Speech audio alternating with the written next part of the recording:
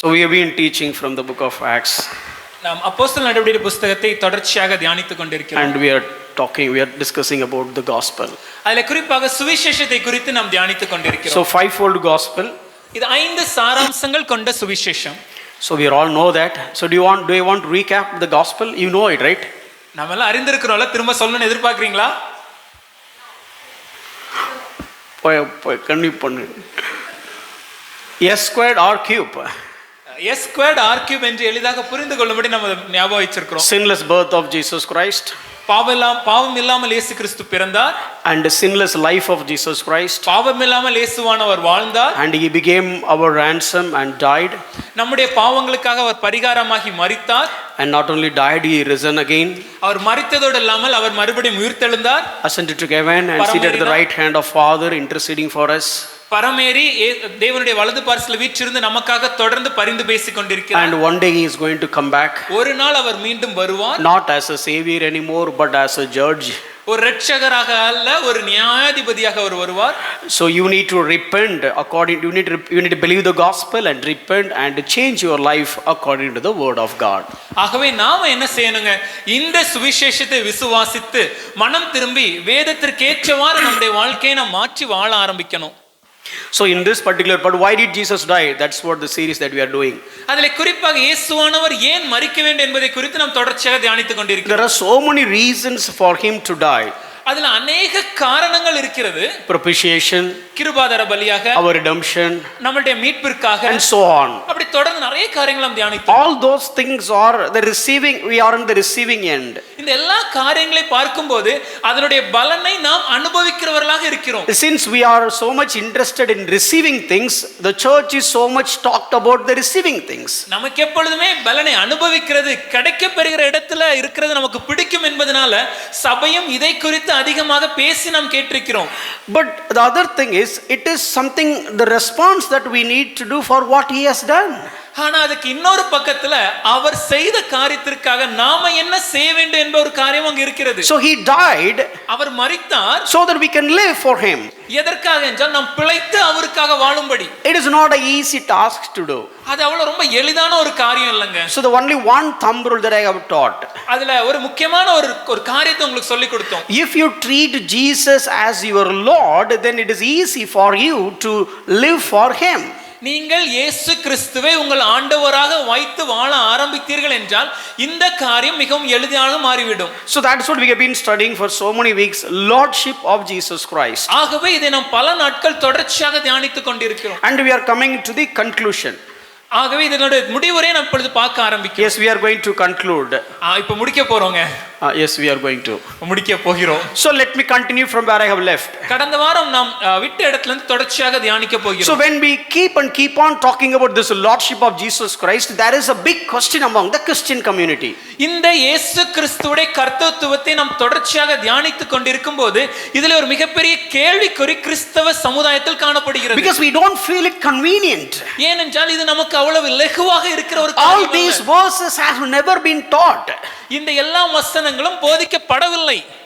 Even though when they talk about this verse, the approach that they had is different. ஒருவேளை இந்த வசனத்தை எடுத்து பிரசங்கம் பண்ணினால் கூட அதை விளக்கும் விதம் வேறு மாதிரி தான் இருந்திருக்கிறது. Today I am going to explain so many instances or so many incidents that we have been studying in the Bible for many years. இன்று நாம் பல வருடங்களாக நாம் வேதத்திலிருந்து பார்த்து கற்றுக்கொண்டிருக்கிற சம்பவங்களை தான் எடுத்து விளக்க போகிறோம். Very simple incidents. ரொம்ப நமக்கு நல்லா தெரிஞ்ச காரியங்க தாங்க. If I ask you to open that particular passage, you would have heard hundreds of sermons based on that incident. ஒருவேளை அந்த வேத பகுதியை உங்கள்கிட்ட நான் கொடுத்து நீங்க வாசிக்க சொன்னா அதே பகுதியிலிருந்து நீங்க ஆயிரக்கணக்கான பிரசங்கங்களை நீங்க கேட்டிருக்கலாம். But always we miss this one hidden truth that Jesus is Lord. ஆனா அதில் மறைந்திருக்கிற மிக முக்கியமான காரியமான இயேசு கிறிஸ்துவின் கர்த்தத்துவத்தை நாம கண்டுக்க தவறி விடுகிறோம். See, many times we see the verse in a such a way what God can do for us, but we don't see the word in a such a way that what we have to do to get that. நாம் பல நேரங்களில் வேதத்தை படிக்கும்போது இதன் மூலமாக தேவன் எனக்கு என்ன செய்வார் என்ற கண்ணோட்டத்திலே நாம் பார்க்கிறோம். ஆனால் நான் தேவனுக்கு என்ன செய்ய வேண்டும், எதை செய்தால் இது எனக்கு கிடைக்கும் என்பதை நாம் பார்க்க தவறி விடுகிறோம். So a couple of the key things we would like to address today. ஆகவே இரண்டு முக்கியமான காரணங்களை இன்று உங்களுக்கு விளக்க நாங்கள் ஆசைப்படுகிறோம். We need to have the mental shift. நம்மளுடைய கண்ணோட்டத்தில் புரிந்து கொள்ளும் விதத்தில் ஒரு மாற்றம் வேண்டும். See, so far whenever I have been teaching this, this lordship, we thought it is a hard thing for us to do. நாம் இப்பொழுது இந்த கர்த்தத்துவத்தை குறித்து தியானித்துக் கொண்டிருக்கும் போது நாம் என்ன நினைத்துக் கொள்கிறோம்னா, இந்த கர்த்தத்துவத்தை பின்பற்றுவது எனக்கு மிகவும் கடினமான ஒரு காரியம் என்று. Let me put it in this way. Today I am going to show the other side. ஆனால் இன்று இதை இப்படி நாங்கள் சொல்றோமே, இன்று நாங்கள் இன்னொரு பக்கத்தை உங்களுக்கு காண்பிக்க விரும்புகிறோம். To kindle your interest to why I should understand this lordship. ஏன் இந்த கர்த்தத்துவத்தை நான் கடைபிடிக்க வேண்டும் என்ற எண்ணத்தை, ஆர்வத்தை எனக்குள்ள மேலோங்குவதற்கு இந்த காரியத்தை நாம் தியானிக்க போகிறோம். See, we start riding bicycle when we were kids, right? நாம சின்ன பிள்ளையா இருக்கும்போது நாம மிதிவண்டியை ஓட்ட ஆரம்பிப்போம். How many of you learned riding the bicycle without falling on the ground? இங்க யாராவது சைக்கிள் ஓட்ட ஆரம்பிக்கும் போது கீழே விழாமலே நீங்க சைக்கிள் ஓட்ட கத்துக்கிட்டீங்கன்னு சொல்ல முடியுமா? அப்படி இருந்தா யார கை தூங்க, பிரதர் நான் சைக்கிள் ஏறினதுல இருந்து கீழே விழுந்ததே இல்லை அப்படி. If there is any person here who has never fallen off when you are trying to ride a bicycle, please raise your hands. In that case, that may be a tricycle. ஒருவேளை அப்படி இருந்துச்சுன்னா அது மிதிவண்டி அல்ல, மூன்று சக்கர வண்டி. Not a bicycle. இரு சக்கர வண்டி அல்ல. And how many of you learn swimming without drinking water? Drinking இந்த ட்ரிங்க் சொல்ல வரலங்க. தண்ணி, எந்த தண்ணியில நீச்சல் அடிக்காம தண்ணியை குடிக்காம நீச்சல் அடிச்ச கத்துக்கிட்டவங்க யாராவது இருக்கிறீங்களாங்க? யாராவது இருக்கிறீங்களா? So do you think that, okay, no, I don't want swimming, it is very hard, I'm drinking all the chlorine water and the dirty, the river water, I don't want to go for swimming. ஏன்னா எனக்கு நீச்சல் வேண்டாம், அந்த நீச்சல் படிக்கும் போது அந்த chlorine வாட்டரோ இல்ல அந்த அழுக்கு படிந்த அந்த ஆத்து தண்ணியோ நான் குடிச்சிருக்கேன், அதனால எனக்கு நீச்சல் பழக ஆர்வம் இல்ல அப்படி நம்ம சொல்லுவோமா? No, இல்ல, because we know that. ஏன்னா அது நமக்கு தெரியும். But maybe the kid doesn't understand the expectations, but the father could see what is the importance of the swimming. ஒருவேளை அந்த குழந்தைக்கு இதெல்லாம் காரியங்களும் புரிந்து கொள்ள முடியாத நிலைமையில இருந்தாலும் தகப்பனாருக்கு அந்த நீச்சல் தெரிந்திருப்பது எவ்வளவு முக்கியம், அத்தியாவசியம் என்பதை அவர் அறிந்திருக்கிறார். So we got a bicycle actually. எங்கள்கிட்ட ஒரு இருசக்கர மிதிவண்டி இருக்கிறது. மிதிவண்டி இரு சக்கரம் தான் நினைக்கிறேன்ல, ஒரு okay fine. So I got a bicycle. ஒரு மிதிவண்டி இருக்கிறது. So I was helping Evangeline to learn that bicycle. அதை என்னுடைய மகளுக்கு அதை ஓட்டுவதற்கு நான் இவாஞ்சலினுக்கு கற்றுக் கொடுத்தேன். And this is the height is a little bit more. அந்த சைக்கிளோட உயரம் சற்று உயரம் கொஞ்சம் கூட இருந்துச்சு. So she was not able to hold the cycle by sitting on the seat, not able to, her leg is not touching the ground. மகள் அந்த மிதிவண்டியில உட்கார்ந்து இருக்கும்போது அவங்க கால்கள் தரையில பட முடியாத அளவுக்கு கொஞ்சம் கஷ்டப்பட்டாங்க. So the very first time, முதல் முறையே, so I asked her, okay, I'm holding it, you just start riding the bicycle. அப்போ தகப்பனாக நான் பின்னாடி இருந்து நான் பிடிச்சுக்கிறேன்மா நீ ஓட்டுமான்னு சொன்னேன். And she started. அவங்களும் ஓட்ட ஆரம்பிச்சாங்க. She already knew how to ride the bicycle a little bit. அவங்களுக்கு ஓரளவுக்கு எப்படி சைக்கிள் ஓட்டணும்னு ஓரளவுக்கு தெரிஞ்சிருந்துச்சு. So I said, okay, go ahead. சரி அம்மா நீ ஓட்டுன்னு சொன்னேன். And I was just running behind. நான் ஓடி பின்னாடி ஓடிக்கொண்டு வந்தேன். And one particular point, ஒரு நேரம் வரும்போது I said, apply the brake. அந்த பிரேக் எப்படிமான்னு. She applied the brake. Brake டக்குன்னு பிடிக்கும். But வண்டி அப்படியே நிக்காதுல. The cycle will not stop immediately. You applied the brake means the next sequence is you should put your leg down. நீங்க ஒருவேளை சைக்கிள்ல உங்களுடைய பிரேக்க பிடிச்சீங்கன்னா அடுத்த கால்களை வைத்து வாகனத்தை நிறுத்த முயற்சிக்கணும். She applied the brake. பிரேக்க அப்படியே பிடிச்சிட்டாங்க. That's it. அப்படியே நின்னுட்டாங்க. You know the next what the gravity force will do. உங்களுக்கு தெரியும் புவியீர்ப்பு விசை அடுத்து என்ன பண்ணும்னு. Yeah, she kissed the ground. அப்படியே தரையில விழுந்து தரையோட முத்தமிட்டாங்க. And the ground kissed her hard. தரை கொஞ்சம் வேகமா முத்தமிட்டுச்சு. Little bit the crimson came out. கொஞ்சம் சிராய்ப்புகள் எல்லாம் உருவானது. Then the moment she got off the bicycle, அதுல இருந்து சைக்கிள்ல நின்னுச்ச உடனே she said, I will not ride the bicycle. எனக்கு இந்த சைக்கிள்லாம் வேணாம்ப்பா. I will not ride. எனக்கு வேண்டாம். I don't want this bicycle, daddy. எனக்கு இந்த சைக்கிள் வேண்டாம். And she started crying. அப்படியே அழ ஆரம்பிச்சிட்டாங்க. That moment he saw her real dad. அப்போ உண்மையான அப்பா யாருன்னு பார்த்தாங்க. How terrible piece he is. எவ்வளவு கொடூரமானவர்னு பார்த்தாங்க. என்ன நடந்தாலும் சரி இப்ப ஓட்ற. Whatever happened you have to ride now. நீ விழுந்தாலும் சரி இப்ப ஓட்ற. Even if you have fallen down you have to ride now. ஏறு. Get up. முடியாதுப்பா ஏறிதான் ஆகணும். When she says no get up. என்ன ஆனாலும் இப்ப நீ ஏறுதான் ஆகுற. Whatever it is you have to. Tears are rolling out on your cheeks. அப்படி கண்கள்ல இருந்து அப்படி கண்ணீர் கொட்டுகிறது. My emotions are getting disturbed. தகப்பனாய் எனக்கு உணர்ச்சிகள் வேறு விதமாக மாறுகிறது. My daughter is crying.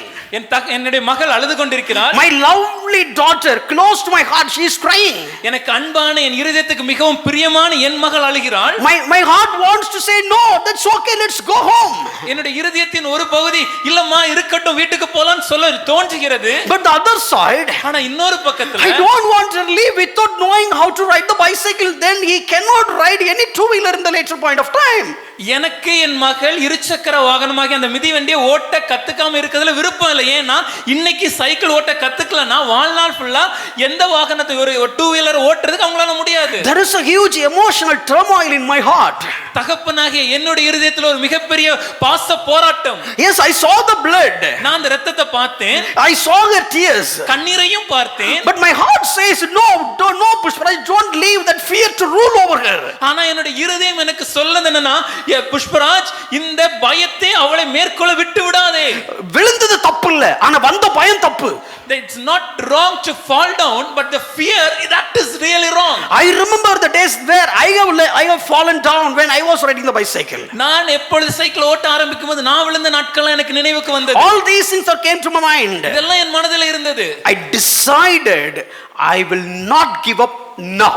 நான் முடிவெடுத்தேன் இந்த நேரம் நான் இதை விட போறதில்லை. Because she might have not understand what is the benefit out of it. She will get it later point of time. But as a father, it is my responsibility to teach that thing because it is good for my daughter. ஒருவேளை என் மகளுக்கு அந்த நேரத்தில் இதை ஓட்டுவதனால வரக்கூடிய பயன்கள் என்ன என்பது அவளுடைய எதிர்காலத்திற்கு இதனால் கிடைக்கும் நன்மைகள் என்ன என்பது அவங்களுக்கு தெரியாம இருக்கலாம். ஆனா ஒரு தகப்பனாக எனக்கு தெரியும், அது என்னுடைய கடமை என் மகளை இந்த பயத்திலிருந்து விடுவித்து அதை ஓட்ட கற்றுக் கொடுக்க வேண்டும் என்று. For a lighter note, I have not succeeded. ஒரு உண்மை என்னன்னா அதுல நான் இன்னும் முழுசா தேர்ச்சி பெறல. But I don't want to try that in this spiritual matter. ஆனா அதே இது ஆவிக்குரிய பாரியத்துல நான் செய்ய விரும்பல. This is where the church is missed. இங்கதான் சபை தோற்று போனது. People are started feeling bad. இங்கதான் பல நேரத்துல சோர்வடைந்து விடுகிறோம். As a father, they saw the blood. ஒரு தகப்பனாகிய இரத்தத்தை பார்க்கும்போது, as a father, they saw the tears on their eyes of the congregation. ஒரு ஆவிக்குரிய தகப்பனாக தன்னுடைய சபையில் இருக்கும் ஜனங்களின் கண்ணீரை பார்க்கும்போது, then they shifted their gears. அவங்க அப்படியே தங்கள் சொல்லுகிற காரியத்தை மாற்றி, oh, they are feeling sad. பயமா இருக்குதா? They are getting downcasted. ஒருவேளை சோர்வா இருக்கீங்களா? So let me not do it.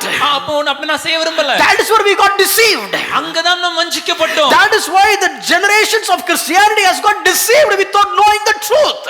இங்கேதான் சத்தியத்தை அறிவதில் தவறி பல நூற்றாண்டுகளாக நாம் வஞ்சிக்கப்பட்டு விட்டோம். But God wants to raise a Christianity with a rugged shape. ஆனால் ஒரு தைரியமான மனதில் ஒரு வெறி கொண்ட ஒரு கிறிஸ்தவத்தை எழுப்ப வேண்டும் என்று தேவன் எதிர்பார்க்கிறார். That is what our vision. அதுதான் எங்க நோக்கம். That is what our passion. அதுதான் எங்கள் That is what our burden. அதுதான் எங்களுடைய That is what my heart cry. அதான் இருதயத்தின் கூக்குரல். We don't want to raise any tender generation anymore. ரொம்பவும் லெகுவான மெலிதான கிறிஸ்தவ சமுதாயத்தை உருவாக்குவதற்கு நாங்கள் விரும்பவில்லை. Because that is got deceived the church. அதுதான் சபைக்கு வஞ்சிக்கப்படுவதற்கான காரணம். We lost our courage. நம்முடைய தைரியத்தை இழந்து விட்டோம். We lost who we are, the mentality that who we are. நாம் யார் என்ன என்ற காரியத்தை புரிந்து கொள்ள நாம் இழந்து விட்டோம். We sold ourselves completely as a wicked tender persons. நம்மை முழுவதுமாக இந்த காரியத்துக்கு நாம் விற்று போட்டு ஒரு மெலிந்த ஒரு கிறிஸ்தவர்களாக காணப்படுகிறோம். Let me show you few passages today. ஒரு சில வேத பகுதிகளை இன்று உங்களுக்கு காண்பிக்க விரும்புகிறேன். The moment they understood the lordship, அந்த கர்த்தத்துவத்தை அவர்கள் புரிந்து கொண்ட உடனே what had happened in their life, அவருடைய வாழ்க்கையில் என்ன நடந்தது, that is my objective today. அதுதான் என்னுடைய நோக்கம் இன்று. So before that, when we start speaking this, அதை சொல்வதற்கு முன்பாக இந்த நாள் இதை ஆரம்பிப்பதற்கு முன்பாக the very first thing that bombarded the Christian community is the term called grace. என்னுடைய இன்றைக்கு இந்த கிறிஸ்தவ சமுதாயத்தில் எல்லாராலும் அதிக பிரச்சனைக்குள்ளாக கருத்து வேறுபாடு தங்களுடைய இருதயத்தில் புரிந்து கொள்வதற்கு ஏற்க முடியாத ஒரு காரியம் இல்ல தவறா புரிந்து கொண்ட ஒரு காரியம் என்னன்னா கிருபை. இல்ல இந்த லார்ட்ஷிப்பை பத்தி பேசின உடனே ஏன் மனசு ஏத்துக்க மாட்டேங்குதுன்னா கிருபையை பத்தி நிறைய நம்ம கேட்டுட்டோம், அது தப்பா கேட்டோம். மன்னிக்கவும், when we are listening about the lordship of Christ, the reason why we are not able to accept it because we have heard a lot about grace, and the problem is whatever things that we have heard about grace is all wrong and heretic. Since we have the poor understanding and the very lighter understanding or the very least understanding about the grace, we really don't understand the importance of the lordship. நாம் இந்த கிருபையை குறித்த ஒரு புரிதல் தவறாக இருப்பதினாலும், இந்த கிருபையை சரியாக அறிந்து கொண்டு உணராததினாலும், இந்த கிருபையை மிக சிறுமியாக எளிமையான ஒரு காரியமாக பாவித்ததினாலும் தான் இந்த கர்த்தத்துவத்தை சரியாக நம்மளால் ஏற்றுக்கொள்ள முடியவில்லை. Let me talk about grace first. முதலாவது இந்த கிருபையை குறித்து பேசுறோமே. Let's understand what is grace. கிருபைனா என்னங்க? So first of all, முதலாவதாக the Christian world is something like a traveling on the horse. கிறிஸ்தவ வாழ்க்கை என்பது ஒரு குதிரையின் மேல் சவாரி செய்யும் ஒரு வாழ்க்கை. I have quoted this many times. This is D.L. Moody said. இத பல நேரம் நான் சொல்லி இருக்கிறேன். இது D.L. Moody அவர்களால் சொல்லப்பட்ட ஒரு காரியம். The Christian world either they will fall on the left side or the right side, so they could never travel on the horse and they could never make use of the horse. ஒரு கிறிஸ்தவ வாழ்க்கை என்பது பல நேரங்களில் ஒரு குதிரை மேல் சவாரி செய்யும் போது ஒருவேளை வலது பக்கம் விழுந்து விடுகிறோம், இல்லை என்றால் இடது பக்கம் விழுந்து விடுகிறோம். அதனால நம்மளால அந்த குதிரையின் மேல உட்கார்ந்து அந்த குதிரையை பயன்படுத்த முடியவில்லை. அந்த மைக்கோட கெயின் கொஞ்சம் கம்மி பண்ண. Actually, you know, either we are so legalistic or we are so like grace oriented. நாம் பல நேரங்களில் முழுமையாக கிருபையின் பின்னாடி நாம் சென்று விடுகிறோம், இல்லை என்றால் முழுமையாக நாம் லாக்கு பின்னாடி லீகலிஸ்டா பிரமாணத்தின்படி வாழ ஆரம்பித்து விடுகிறோம். So we don't have our life in a balanced manner.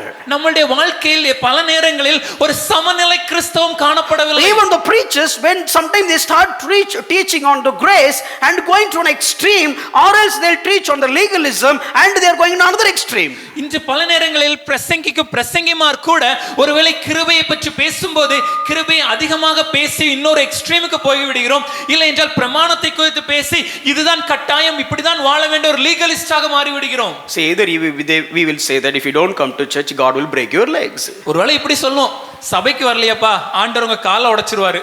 Or else we go to the other extreme and we will say that okay, you are the church, you no need to come to the church, it's up to you.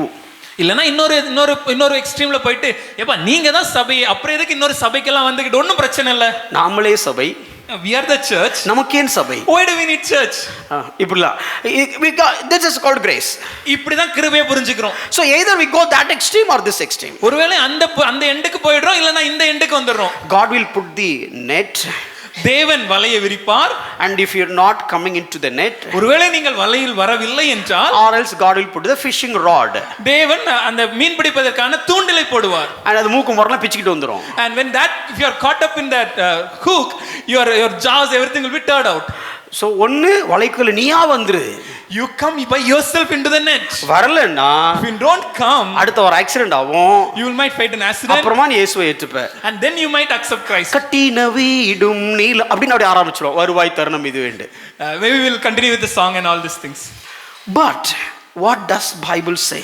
ஆனால் வேதம் என்ன சொல்கிறது? First of all, when it comes to grace, there is no hyper or super grace. Grace itself, it's hyper.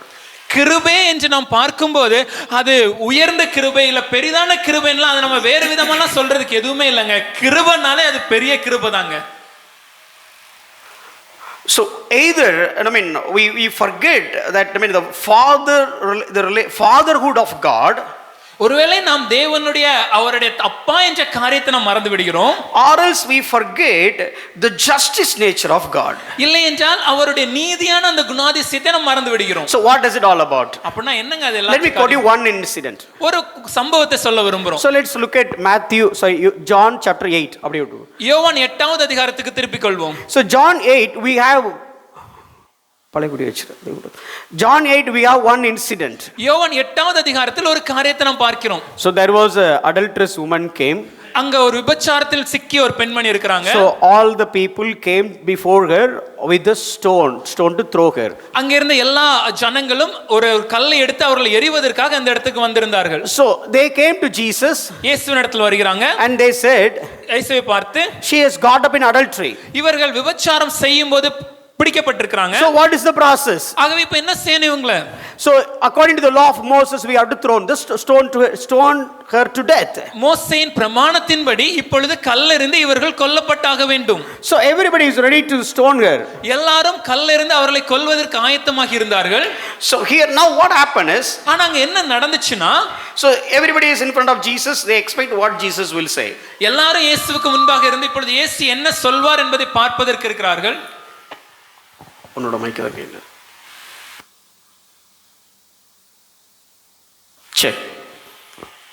Okay, fine. So let's imagine that incident. அந்த காரியத்தை அப்படியே நம்ம யோசிச்சு பார்ப்போமே. So all the people are, in front of Jesus. எல்லா ஜனங்களும் இயேசுவுக்கு முன்பாக இருக்கிறாங்க. So now இப்பொழுது two people, two women, they are like, they are going to take water, maybe whatever it is. ஒரு புரிதலுக்காக வச்சுப்போம். ரெண்டு பெண்மணி இருக்காங்க. அந்த ரெண்டு பெண்மணியும் செஞ்சாங்க தண்ணி பிடிக்கிறதுக்கு போறாங்கன்னு வச்சுப்போம். So they saw this incident. அவங்க இந்த காரியத்தை அப்படி பார்க்கறாங்க. So here Jesus was saying, okay, Jesus kept quiet first. இயேசு அங்க அப்ப அமைதியா இருக்கிறார். 2 times he is started writing on the ground, on the floor. அவர் 2 முறை அந்த தரையில எழுதி கொண்டிருக்கிறதை நம்மளால பார்க்க முடிகிறது. So they kept quiet.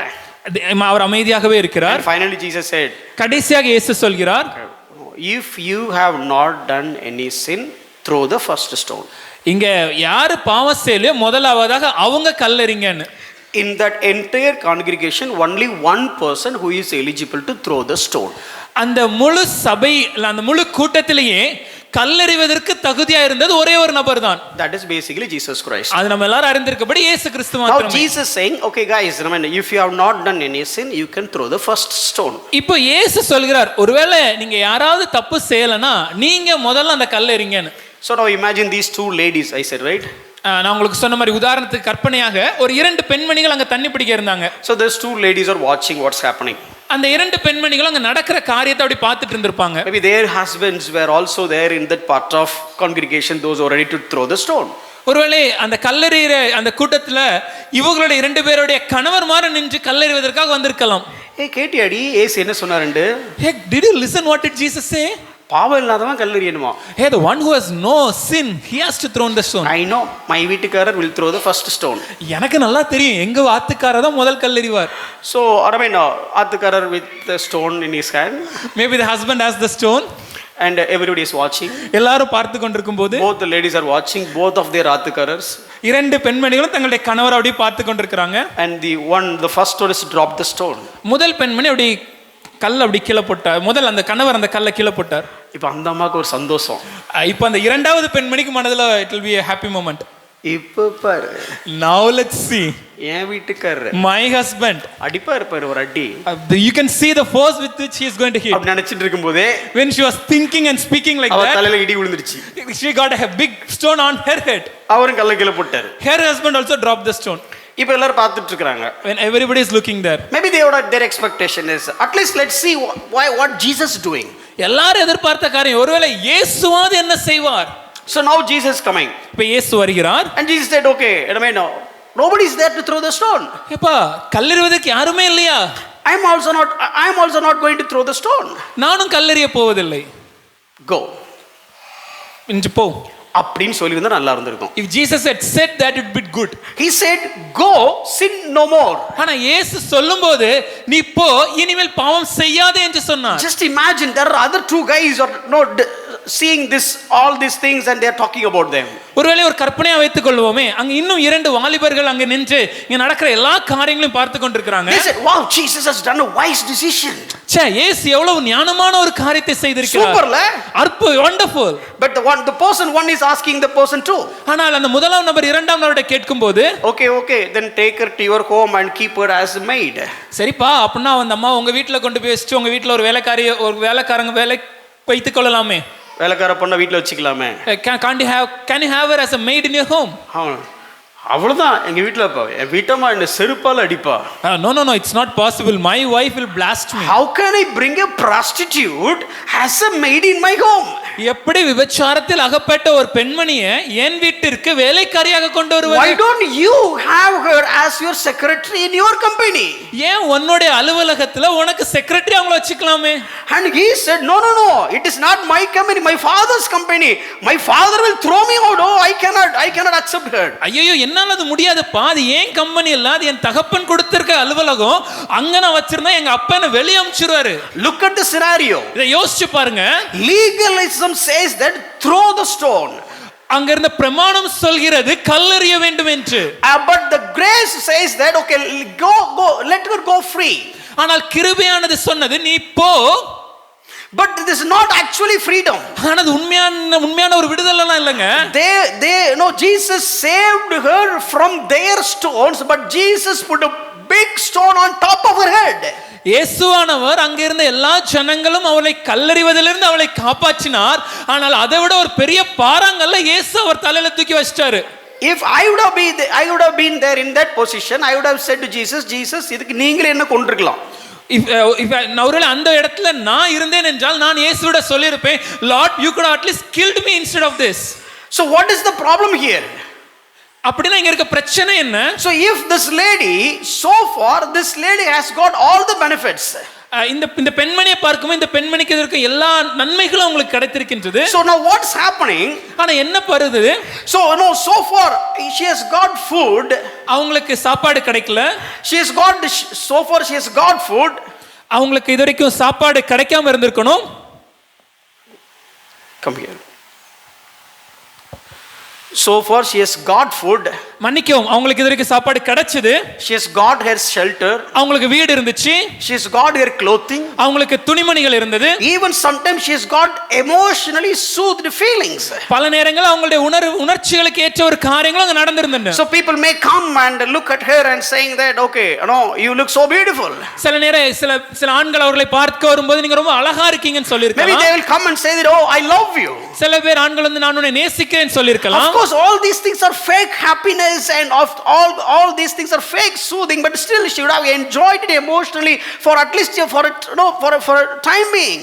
ஒருவேளை நாம் அறிந்திருக்கிறபடி இதெல்லாம் போலியான மாய்மாலமான வார்த்தைகளும் அன்பாகவும் இருந்தாலும் கூட அவர்கள் இந்த போலியான காரியங்களை தன்னுடைய உணர்ச்சிகளுக்கு பொறுத்தவரையில் அவங்க என்ஜாய் பண்ணிருக்கலாம். But now, ஆனா இப்போ Jesus said, don't go for adultery. ஆனா இயேசு சொல்லிவிட்டார், இனிமேல் பாவம் செய்யாதே. Stop doing it. இனிமே செய்யாத. I'm not going to throw the stone, but stop doing it. நான் உன்னை நியாயம் தீர்க்க போவதில்லை, கல்லெறிய போவதில்லை, ஆனா இனி பாவம் செய்யாத. Okay Jesus, what else I do? சரி ஆண்டவரே, நான் என்ன செய்வது? She never asked. அவங்க கேட்கல. Jesus has never given any option. இயேசு அங்க எந்த ஒரு வாய்ப்பையும் உங்களுக்கு கொடுக்கல. Sin no more. பாவம் செய்யாதே. Just imagine her day to day life now. கொஞ்சம் யோசிச்சு பாருங்க அவங்களுடைய அனுதின வாழ்க்கை எப்படி இருந்திருக்கும். She would have gone to one particular house, asked for a job. ஒருவேளை அவங்க ஏதாவது ஒரு வீட்டுக்கு சென்று அந்த வீட்டுல ஒரு வேலை கேட்டிருக்கலாம். All the people know that she is adulterous woman. அங்க இருந்த எல்லா ஜனங்களுக்கும் தெரியும் இந்த பெண்மணி ஒரு விபச்சாரத்தில் ஈடுபட்டிருந்த பெண்மணி என்று. That woman would have shut the door and sent her out. அந்த வேலைக்கு போன இடத்துல அந்த பெண்மணி கதவு அடைச்சவங்களை வெளியே துரத்திருப்பாங்க. The same thing had happened in everywhere. அவங்க எங்கெல்லாம் வேலை தேடி செஞ்சார்களோ எல்லா இடத்துலயும் இதான் நடந்திருக்கும். So far no problem for food. இதுவரைக்கும் சாப்பாட்டுக்கு பிரச்சனை இல்லங்க. No problem for shelter. இதுவரைக்கும் தங்குற இடத்துக்கு பிரச்சனை இல்ல. No problem for clothing. உடைக்கு பிரச்சனை இல்ல. No problem for meals. ஒரு நாள் அனுதின தேவைகள் சாப்பாட்டுக்கு பிரச்சனை இல்ல. And emotional happiness. ஒரு போலியான மாய்மாலமான சந்தோஷம். And sometimes even fake pleasures. மாய்மாலமான ஒரு காரியங்கள். Illegitimate pleasures of course. ஒருவேளை தவறான உறவுகள் மூலம் கிடைக்கும் சந்தோஷமாக இருந்தாலும். But still it is a pleasure. இதெல்லாம் உங்களுக்கு அந்த சந்தோஷங்கள் கிடைக்கும். But now everything is gone. ஆனா அதெல்லாம் இப்போ இல்லனா ஆயிடுச்சு. How can she will survive? எப்படி வாழ்வது? Look at that is the impact of grace. இதுதான் கிருபை கொண்டு வரக்கூடிய ஒரு காரியம். Grace will not make your life easier. If you really understand grace, that will make your life tougher and more tough. கிருபையானது நம்முடைய வாழ்க்கையை எளிதாக மாற்றுவதல்ல. கிருபையானதை நாம் தெளிவாக புரிந்து கொள்ளும்போது அது நம்முடைய வாழ்க்கை கடினமாக இன்னும் கடினமாகவே மாற்றும். Charles Spurgeon says one statement. Charles Spurgeon இப்படியாக சொல்கிறார். He said, if grace get a hold of a man, ஒருவேளை கிருபை ஒரு மனிதனை பிடித்துக் கொள்ளுமே என்றால், and not changing him, அவனை மாற்றவில்லை என்றால், then that is not grace at all. ஒரு கிருபை ஒரு மனிதனை பிடித்துக் கொண்ட பின் அவனை மாற்றவில்லை என்றால் அது கிருபையே அல்ல. If grace has caught you up, ஒருவேளை கிருபை உங்களை பிடித்துக் கொண்டது என்றால், and you don't see any change in your life, உங்க வாழ்க்கையில எந்த மாற்றமும் நடக்கலனா, then you are not caught up by grace but something else. நீங்க கிருபையில் அகப்படலங்க, வேற எதில அகப்பட்டிருக்கீங்க. Let me show you a couple of scriptures. What is the connection between the lordship and grace? ஒரு சில வசனங்களை காண்பிக்க போறோம். கர்த்தத்துவத்துக்கும் கிருபைக்கும் இடையே உண்டான தொடர்பு என்ன என்று. Please listen very carefully. Please understand the spirit of my message. தெளிவாக கவனித்துக் கொள்ளுங்க, என்ன சொல்ல வரங்கற காரியத்தை புரிந்து கொள்ளும்படி கேட்கிறோம். Turn your Bible to Jude chapter 1 verse 4. யூதா 1வது அதிகாரம் 4வது வசனம். It talks about certain people. அது சில ஜனங்களை குறித்து பேசுகிறது. Among the church. சபைக்குள்ளாக இருக்கிற சில ஜனங்களை. So so-called maybe Christians. சபைக்குள்ளாக இருக்கிற ஒருவேளை கிறிஸ்தவர்கள் என்று அழைத்துக் கொள்கிற ஜனங்கள், Certain people, சில ஜனங்கள், but Bible called them are ungodly people. ஆனால் வேதம் அவர்களை அழைக்கும் போது அவர்கள் பக்க வழியாய் நுழைந்திருக்கிற ஜனங்கள் என்று அழைக்கிறது. So why they are ungodly people? ஏன் அப்படி பக்தியற்றவர்களாய் இருக்கிறார்கள்? They did only one thing. ஒரு காரியத்தை அவங்க செஞ்சாங்க. They perverted the grace. அவர்கள் தேவனுடைய கிருபையை புரட்டினார்கள். So what does it mean, perversion or purity? அந்த புரட்டி என்ற காரியத்திற்கு அர்த்தம் என்ன? It is something changed to other aspect, completely it's turn around. அது அப்படியே திருப்பி பார்க்கிற ஒரு காரியம். So look at this, it says that okay, there are certain people, ungodly people. Why they are ungodly? They pervert the grace of God. அங்க சிலர் இருக்காங்க, பக்தியற்றவர்களாக இருக்காங்க. ஏன் பக்தியற்றவர்களாக இருக்காங்கன்னு பார்த்தோம்னா வசனம் சொல்லுது தேவனுடைய கிருபையை புரட்டி இருக்காங்க. How they have changed it? எப்படி அவங்க மாத்தி இருக்காங்க? How they have turned it? எப்படி அதை புரட்டினாங்க? Because of grace, கிருபை இருக்கிறதுனால they are allowing sensuality in their life. அவர்கள் தங்களுடைய வாழ்க்கையில காம விகாரத்துக்கு இடம் கொடுக்கிறார்கள். It is something like, because of the poverty of grace, absence of moral restraint. ஒருவேளை இப்படி சொல்லலாங்க, அவர்கள் கிருபை எப்படி புரட்டினாங்க என்று சொல்லணும்னா கிருபை இல்லாததுனால தங்களுடைய ஒழுக்க நெறிமுறைகளை விட்டு விலகி வாழ ஆரம்பிச்சாங்க. God has given grace for some other purpose. தேவன் கிருபையை ஒரு நோக்கத்திற்காக கொடுத்திருக்கிறார். We are going to study for the next verse. அதை தொடர்ந்து நாம் தியானிக்க போகிறோம். But here Bible called somebody as ungodly people. ஆனா இந்த இடத்துல வேதம் சிலரை பக்தி அற்றவர்கள் என்று அழைக்கிறது. Not for not reading the Bible. எதுக்கு வேதத்தை அவங்க சரியா பார்க்கலனா? இல்லங்க. Not for because they are not praying. ஏன் அவங்க ஜெபிக்கலன்னு சொல்லியா? இல்லங்க. Not for they are not worshiping God. தேவனை ஆராதிக்கலன்னு சொல்லியா? இல்ல. Not for missing the church gathering. ஒருவேளை சபை கூடி வரதை விட்டு விட்டாங்க என்ற காரியத்தினாலயா? Only one reason. ஒரே காரணம். They turned grace. அவர்கள் கிருபையை புரட்டிவினர். For what? எதற்காக? For sensuality. காம விகாரத்திற்கென்று. For their own pleasure. தங்களுடைய சொந்த சந்தோஷத்திற்கு. For their own immorality. தங்களுடைய கேடுகெட்ட நெறிமுறைகள் இல்லாத வாழ்க்கைக்கு. They use grace as an excuse for do all the immoral things. எல்லா ஒழுக்க நெறிமுறைகள் அற்ற வாழ்க்கை வாழ்வதற்கு கிருபையை ஒரு காரணமாக பயன்படுத்தினர். Satisfying their own lust. தங்களுடைய சொந்த இச்சைகளுக்காக. And stain themselves with the sin. தங்களை பாவத்தினால கரைபடிய செய்து. And it is because of the original nature of man, now he is longing for all the lust things and use grace as an excuse and doing all these things. விழுந்து போன மனிதனுடைய சுபாவத்தின்படி அவன் இந்த இச்சைகள் போன்ற எல்லா காரியத்திற்கும் தான் இசைந்து போவதற்காக கிருபையை ஒரு காரணமாக காண்பிக்கிறான். Who are all such kind of people? இப்படிப்பட்ட ஜனங்க யாருங்க? If you have one understanding, then you will not go to that extreme misusing grace. நமக்கு ஒரு காரியத்தை குறித்த தெளிவு நமக்கு இருந்துச்சுன்னா நாம் இப்படிப்பட்ட காரியத்திற்கு சென்று கிருபையை புரட்டி விட மாட்டோம். இன்னைக்கு சபைகள் எல்லாம் கிருபையை தப்பா பிரசங்கம் பண்றீங்கிறதுல ரொம்ப ஃபோக்கஸா இருக்காங்க. அந்த தப்பை சரி செய்யறது கரெக்ட் தான், ஆனா லார்ட்ஷிப்பை ஃபோக்கஸ் பண்ணுங்கன்னு சொல்ல மறந்துட்டாங்க. Today our church is so much concerned and we are talking so much that we have perverted the grace and we have not taught the grace in the right way. It's all true. We are not saying no, but we have forgot to say the truth about the lordship of Christ. Certain people, சிலர் ungodly people, பயபக்தி அற்றவர்கள் perverting the grace. கிருபையை புரட்டி விட்டார்கள். Why and how? ஏன் எப்படி? Look at the next part of the verse. அந்த வசனத்தோட இரண்டாவது பகுதியை பாருங்க. And deny our only master and Lord. ஒன்றான ஆண்டவராகிய தேவனையும் நம்முடைய கர்த்தரையும் அவங்க மறுதலிக்கிறாங்க. So what they missed it? என்ன விட்டாங்க அவங்க? So they missed the rulership of God. தேவன் தான் ஆண்டவர், அவருடைய கர்த்தத்துவத்தை அவங்க மறுதலிச்சாங்க. This first word master, முதல் வார்த்தை சொல்லுது ஆண்டவர், a sovereign ruler. அது சொல்கிறது ஏக சக்கராதிபதியாகிய ஒரு தலைவர். They missed the sovereign rulership of God. ஏக சக்கராதிபதியாக ஆளுகை செய்கிற அந்த தேவனுடைய காரியத்தை அவங்க மறந்தார்கள். And they missed their kurios.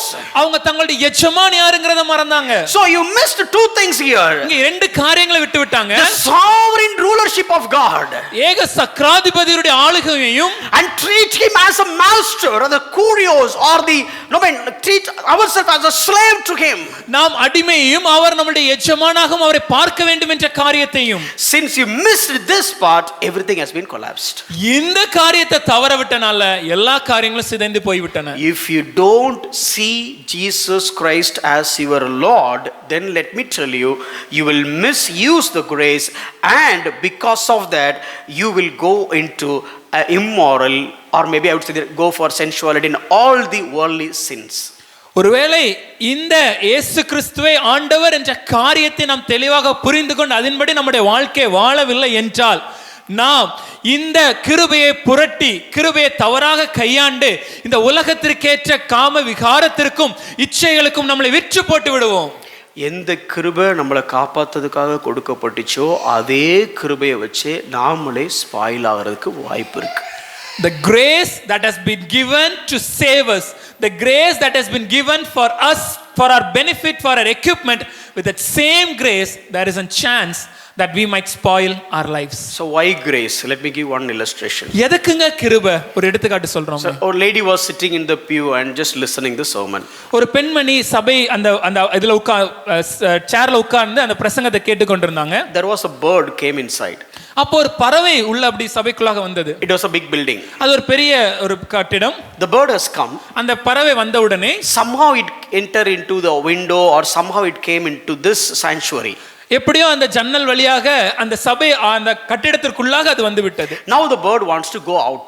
இப்போ அந்த பறவை வெளியே போணும் முயற்சிக்குது. The bird is flying this side that side and all the way just hitting the wall, but doesn't know how to go out. அந்த பெண்மணி அந்த பறவை அங்குங்குமா அலைந்து செவர்ல முட்டி எப்படியாவது வெளியே போகணும்னு தன்னை எல்லா முயற்சிகளையும் எடுக்கிறது. And this lady was watching that. இந்த பெண்மணி அதை பார்த்து கொண்டே இருந்தாங்க. But this lady know there was a big gate at the entrance of the sanctuary. ஆனா இந்த பெண்மணிக்கு நல்லா தெரியும் இங்க இருந்து வெளியே போறதற்கு ஒரு மிகப்பெரிய வாசல் அந்த கதவு இருக்கிறது என்று. See, this bird is just roaming here and there exactly just to miss the door. இந்த பறவை அங்கங்க அலைஞ்சு வெளியே போன முயற்சிக்குது. ஆனா அங்க ஒரு பெரிய கதவு இருக்குங்கிறது அது தெரியல அதுக்கு. That time she has got some inspiration. அப்ப அந்த பெண்மணிக்கு ஒரு காரியம் தோன்றியது. I am also like this bird. நான் இந்த பறவை போல தான் இருக்கிறேன். Whenever I have sinned, நான் எப்பொழுதெல்லாம் பாவம் செய்கிறேனோ, whenever I caught up a sin, ஒரு பாவத்தில் அகப்பட்டு விட்டேனோ, I am just trying this and that. நான் அதையும் இதையும் செய்ய முயற்சிக்கிறேன். I am trying all that stuff to come out of it. எதெல்லாம் செய்யணுமோ அதெல்லாம் செஞ்சு இதுல இருந்து வெளியே வர முடியுமான்னு முயற்சிக்கிறேன். But I forgot there is a big door in front of me. ஆனா நான் எதை மறந்துட்டேனா எனக்கு முன்பாக ஒரு மிகப்பெரிய கதவு இருக்கிறது. Rather than looking at the wall and trying to sneak out through the windows, but if I look at the door, it's a big door, I can freely get out of this trap of sin. அங்கெங்கும் அலைந்து எங்கேயாவது ஒரு ஜன்னல் இருக்கிறதா ஒரு சிறிய ஓட்டை இருக்கிறதா அது மூலமா வெளியே செஞ்சு விடலாமா நான் முயற்சிக்கிறேன். ஆனால் எனக்கு முன்பாக ஒரு மிகப்பெரிய கதவு இருக்கிறது. அதன் முன்னாக நான் வெளியே செல்ல முடியும் என்பதை நான் மறந்து விடுகிறேன். By the door I can escape from the guilt and condemnation of that sin. That door is called grace. இந்த வாசல் வழியாக நான் இந்த குற்ற உணர்ச்சியிலிருந்து இந்த பாவ ஆக்கினையிலிருந்து நான் தப்ப முடியும் என்று காரியம் இருக்கதை நான் மறந்து விட்டேன். ஆனா எனக்கு முன்னாடி இருக்கிற அந்த வாசல் என்னை காப்பாற்றுவதற்காக வைத்திருக்கிற வாசல் பேர் என்னன்னா கிருபை. A same gate, ஒரே ஒரு கதவு. you can use it to come in or you can use it to go out. அந்த கதவின் மூலமாக நீங்க உள்ளேயும் வர முடியும் வெளியேயும் செல்ல முடியும். Grace is a big door. கிருபை ஒரு மிகப்பெரிய கதவு மாதிரிங்க. It's a big gate. ஒரு பெரிய வாசல் மாதிரி. For whom? யாருக்காக? When you caught up in sin, நான் பாவத்தில் அகப்படும்போது, and you caught up in the trap, பாவத்தில் நாம் சிக்கிக்கொள்ளும்போது, with the guilt and condemnation, ஆக்கினை என்னை சூழ்ந்து கொள்ளும்போது, and when the devil is trying to oppress you, பிசாசானவன் ஆக்கினைக்குள்ளாக அழுத்தும்போது, it's bombarding your mind, you cannot come out of the sin. அது என்னுடைய எண்ணங்களை அழுத்தி என்னுடைய பாவத்திலிருந்து என்னை வெளிக்கொண்டு வர முடியாமல் நான் தவிக்கும்போது, now God is saying, look at the door. தேவன் அந்த கதவை பார். Look at the door of grace. அந்த கிருபை எனும் வாசலை பார். There is no other door. There is no other way you can escape from this.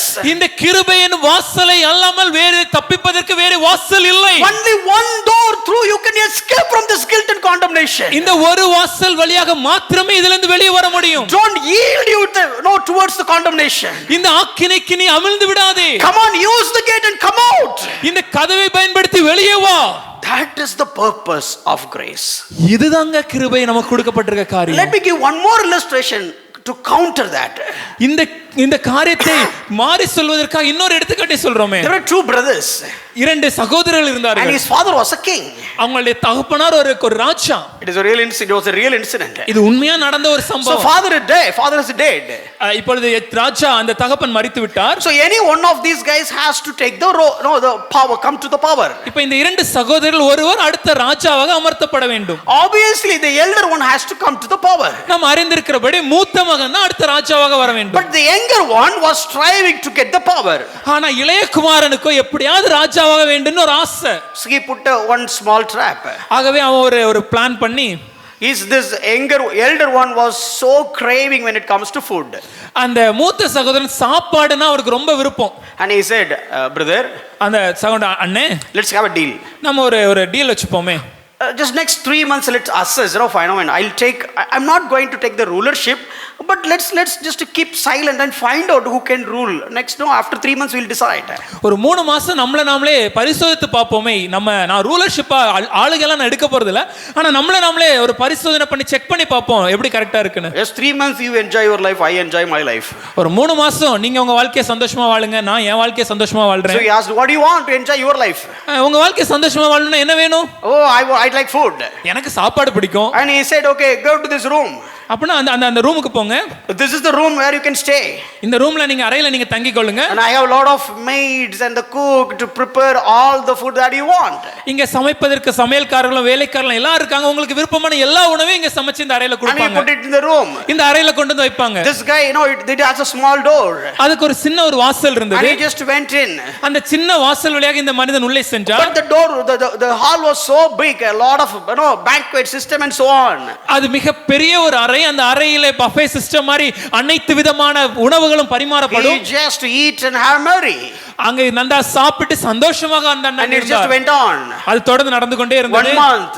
ஒரு மாதம் கடந்தது. 2 months. 2 மாதம் கடந்தது. 3 months. 3 மாதம் கடந்தது. And brother came, would you come out so that we can take the rulership and so on? Hey, come on, leave it, let me enjoy the life. இப்போ இளைய குமாரன் வந்து அண்ணா நீங்க வந்து இப்போ அந்த ரூலர்ஷிப்பா அடுத்த ஆளுமையா இருந்து ராஜாவா இருந்தெல்லாம் காரியங்களை செய்றீங்களான்னு கேக்கும்போது இல்ல இருக்கட்டும். Okay, take your own time.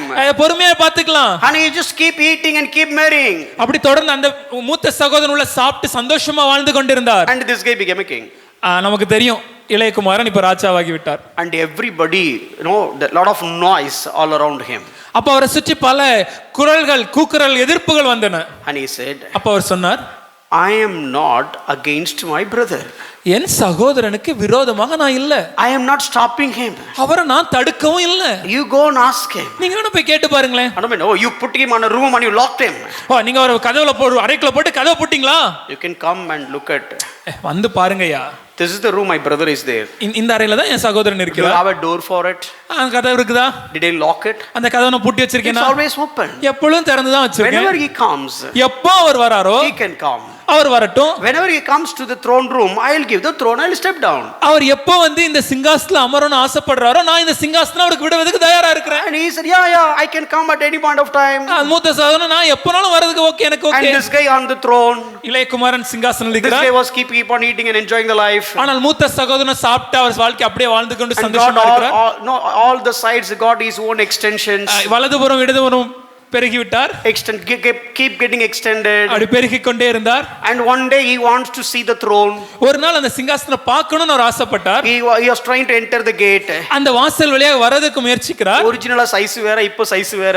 The initial size is different and now it is different. He couldn't come out. அவரால் அதுல இருந்து வெளியே வர முடியல. The gate which helps everybody to come out, now the gate itself deceiving him for his own mistakes.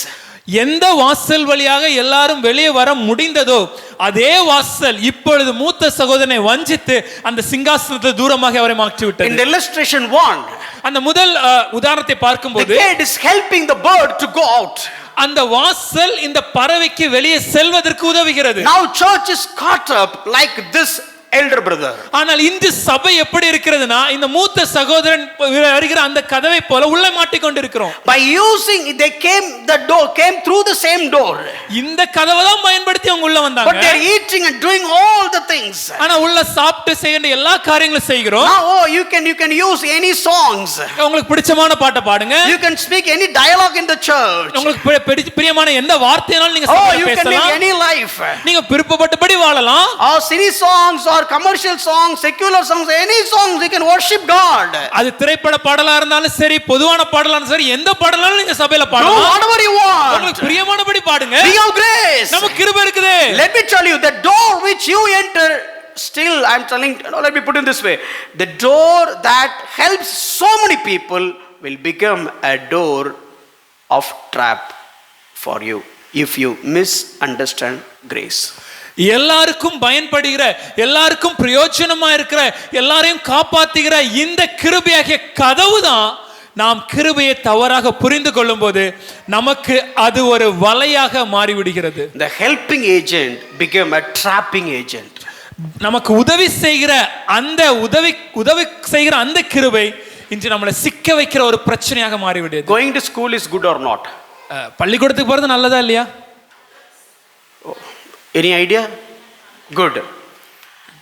Many rowdies, they learn all the rowdyism in the school. ஆனா பல rowdies அவங்க எல்லா காரியங்களையும் இந்த ஸ்கூல்ல தான் போய் கத்துக்கிட்டாங்க. Many drug addicts learn how to take drug in the school. பல போதை பொருட்களை எப்படி பயன்படுத்தணும்னு பள்ளிக்கூடத்துல தான் கத்துக்கிட்டாங்க. Many people fall in so called love in school. பலர் இந்த காதல் என்ற காரியத்துல விழுந்து போகிறது இந்த பள்ளிக்கூட வயதுல தான். Many people became IAS because of the school. ஆனா அதே நேரத்துல பலர் IAS அதிகாரி ஆனது இதே பள்ளிக்கூடத்துல தான். Many people became IPS officers because of the school. பலர் IPS ஆபீஸ் ஆனது இந்த பள்ளிக்கூடத்துல தான். Many people will come to a good position in the society because of the school. சமுதாயத்துல ஒரு நல்ல உயர்ந்த நிலைமைக்கு வருவதற்கு இதே பள்ளிக்கூடம் தான் உதவியது. Many people destroyed their own reputation and the entire family reputation because of the school. ஆனா பலர் தங்களுடைய சொந்த கௌரவத்தையும் தங்களுடைய குடும்பத்துடைய கௌரவம் எல்லாவற்றையும் கெடுத்து போட்டது இதே பள்ளிக்கூடத்தினால. Have you seen anyone come to you saying that going to the school is bad? யாராவது உங்கள்ட்ட வந்து பள்ளிக்கூடம் செல்வது நல்லதில்லைன்னு சொல்லிருக்காங்களா? Everybody knows going to school is good. எல்லாருக்கும் தெரியும் படிக்கிறது பள்ளிக்கூடம் செல்வது நல்லது. But the same school, if you misuse the same school, it will become a trapping agent for your life. ஆனா அந்த பள்ளிக்கூடத்தை நாம் சரியாக பயன்படுத்தவில்லை என்றால் அது நம்முடைய வாழ்க்கைக்கு ஒரு சிக்கலாக ஒரு ட்ராப்பா மாறிடும். So when you don't treat Jesus Christ as a Lord and Master, நாம் இயேசு கிறிஸ்துவை ஆண்டவராகவும் எஜமானாகவும் வைக்கவில்லை என்றால், when you don't treat his sovereign rulership, அவருடைய ஏக சக்கராதிபதியத்தின் ஆளுகையை நாம் ஏற்றுக்கொள்ளவில்லை என்றால், we will misuse the grace. நாம் கிருபையை புரட்டிவிட்டு And will have immoral sensuality and so on. தவறான ஒழுக்க நெறிமுறைகள் அற்ற ஒரு வாழ்க்கையை நாம் And வாழ்ந்து we become ungodly people. பக்தியற்றவர்களாக மாறி விடுறோங்க. So in order to become a godly people, அப்ப பக்தி உள்ளவர்களா நாம் மாறணும்னா you need to understand grace. நான் கிருபையை சரியா புரிஞ்சுக்கணும். If you understand grace, நான் கிருபையை சரியா புரிந்து கொண்டேன் you என்றால் will treat him as a sovereign ruler. நான் தன்னார்வனாகவே என்னுடைய தேவனை ஏக சக்கராதிபதியாகிய ஆளுமை கொண்டவராக நான் And you மாற்றுவேன். treat him as a master. அவரை எஜமானாக வைப்பேன். That is why we are teaching lordship. அதனால தான் இங்க கர்த்தத்துவத்தை நாம் போதிக்கிறோம். More you know about lordship, கர்த்தத்துவத்தை அதிகமாக புரிந்து கொள்ளும்போது, more you know about the sovereign rulership of God, அந்த ஏக சக்கராதிபதியின் ஆளுகையை நாம் அறிந்து கொள்ளும்போது, you will never intend to misuse the grace, and you will never get into that trap in which many churches have already caught up and going towards destruction. நாம் இந்த கிருபை என்ற காரியத்தை நம்மளால் தெளிவாக புரிந்து கொள்ள முடியும். இந்த கிருபை என்ற காரியத்தை தெளிவா புரிந்து கொள்ளாத காரணத்தினால தான் இன்னைக்கு பல திருச்சபைகள் அது இந்த சிக்கல்ல மாட்டி இந்த சிக்கல் அவர்களை அழிவுக்கு நேராக அழைத்து செல்கிறது. So in order to explain about grace, I was teaching about the lordship. இந்த கிருபையை உங்களுக்கு விளக்குவதற்காக தான் இந்த கர்த்தத்துவத்தை நான் உங்களுக்கு போதிக்கிறேன். I'll show you one scripture and just to move on. Why grace? இன்னொரு வசனத்தை காண்பிக்கிறோம். எதற்காக கிருபை? Titus chapter 2 verse 11. தீத்து 2 அதிகாரம் 11வது வசனம். the grace of God had appeared. கிருபையானது பிரசன்னமானது.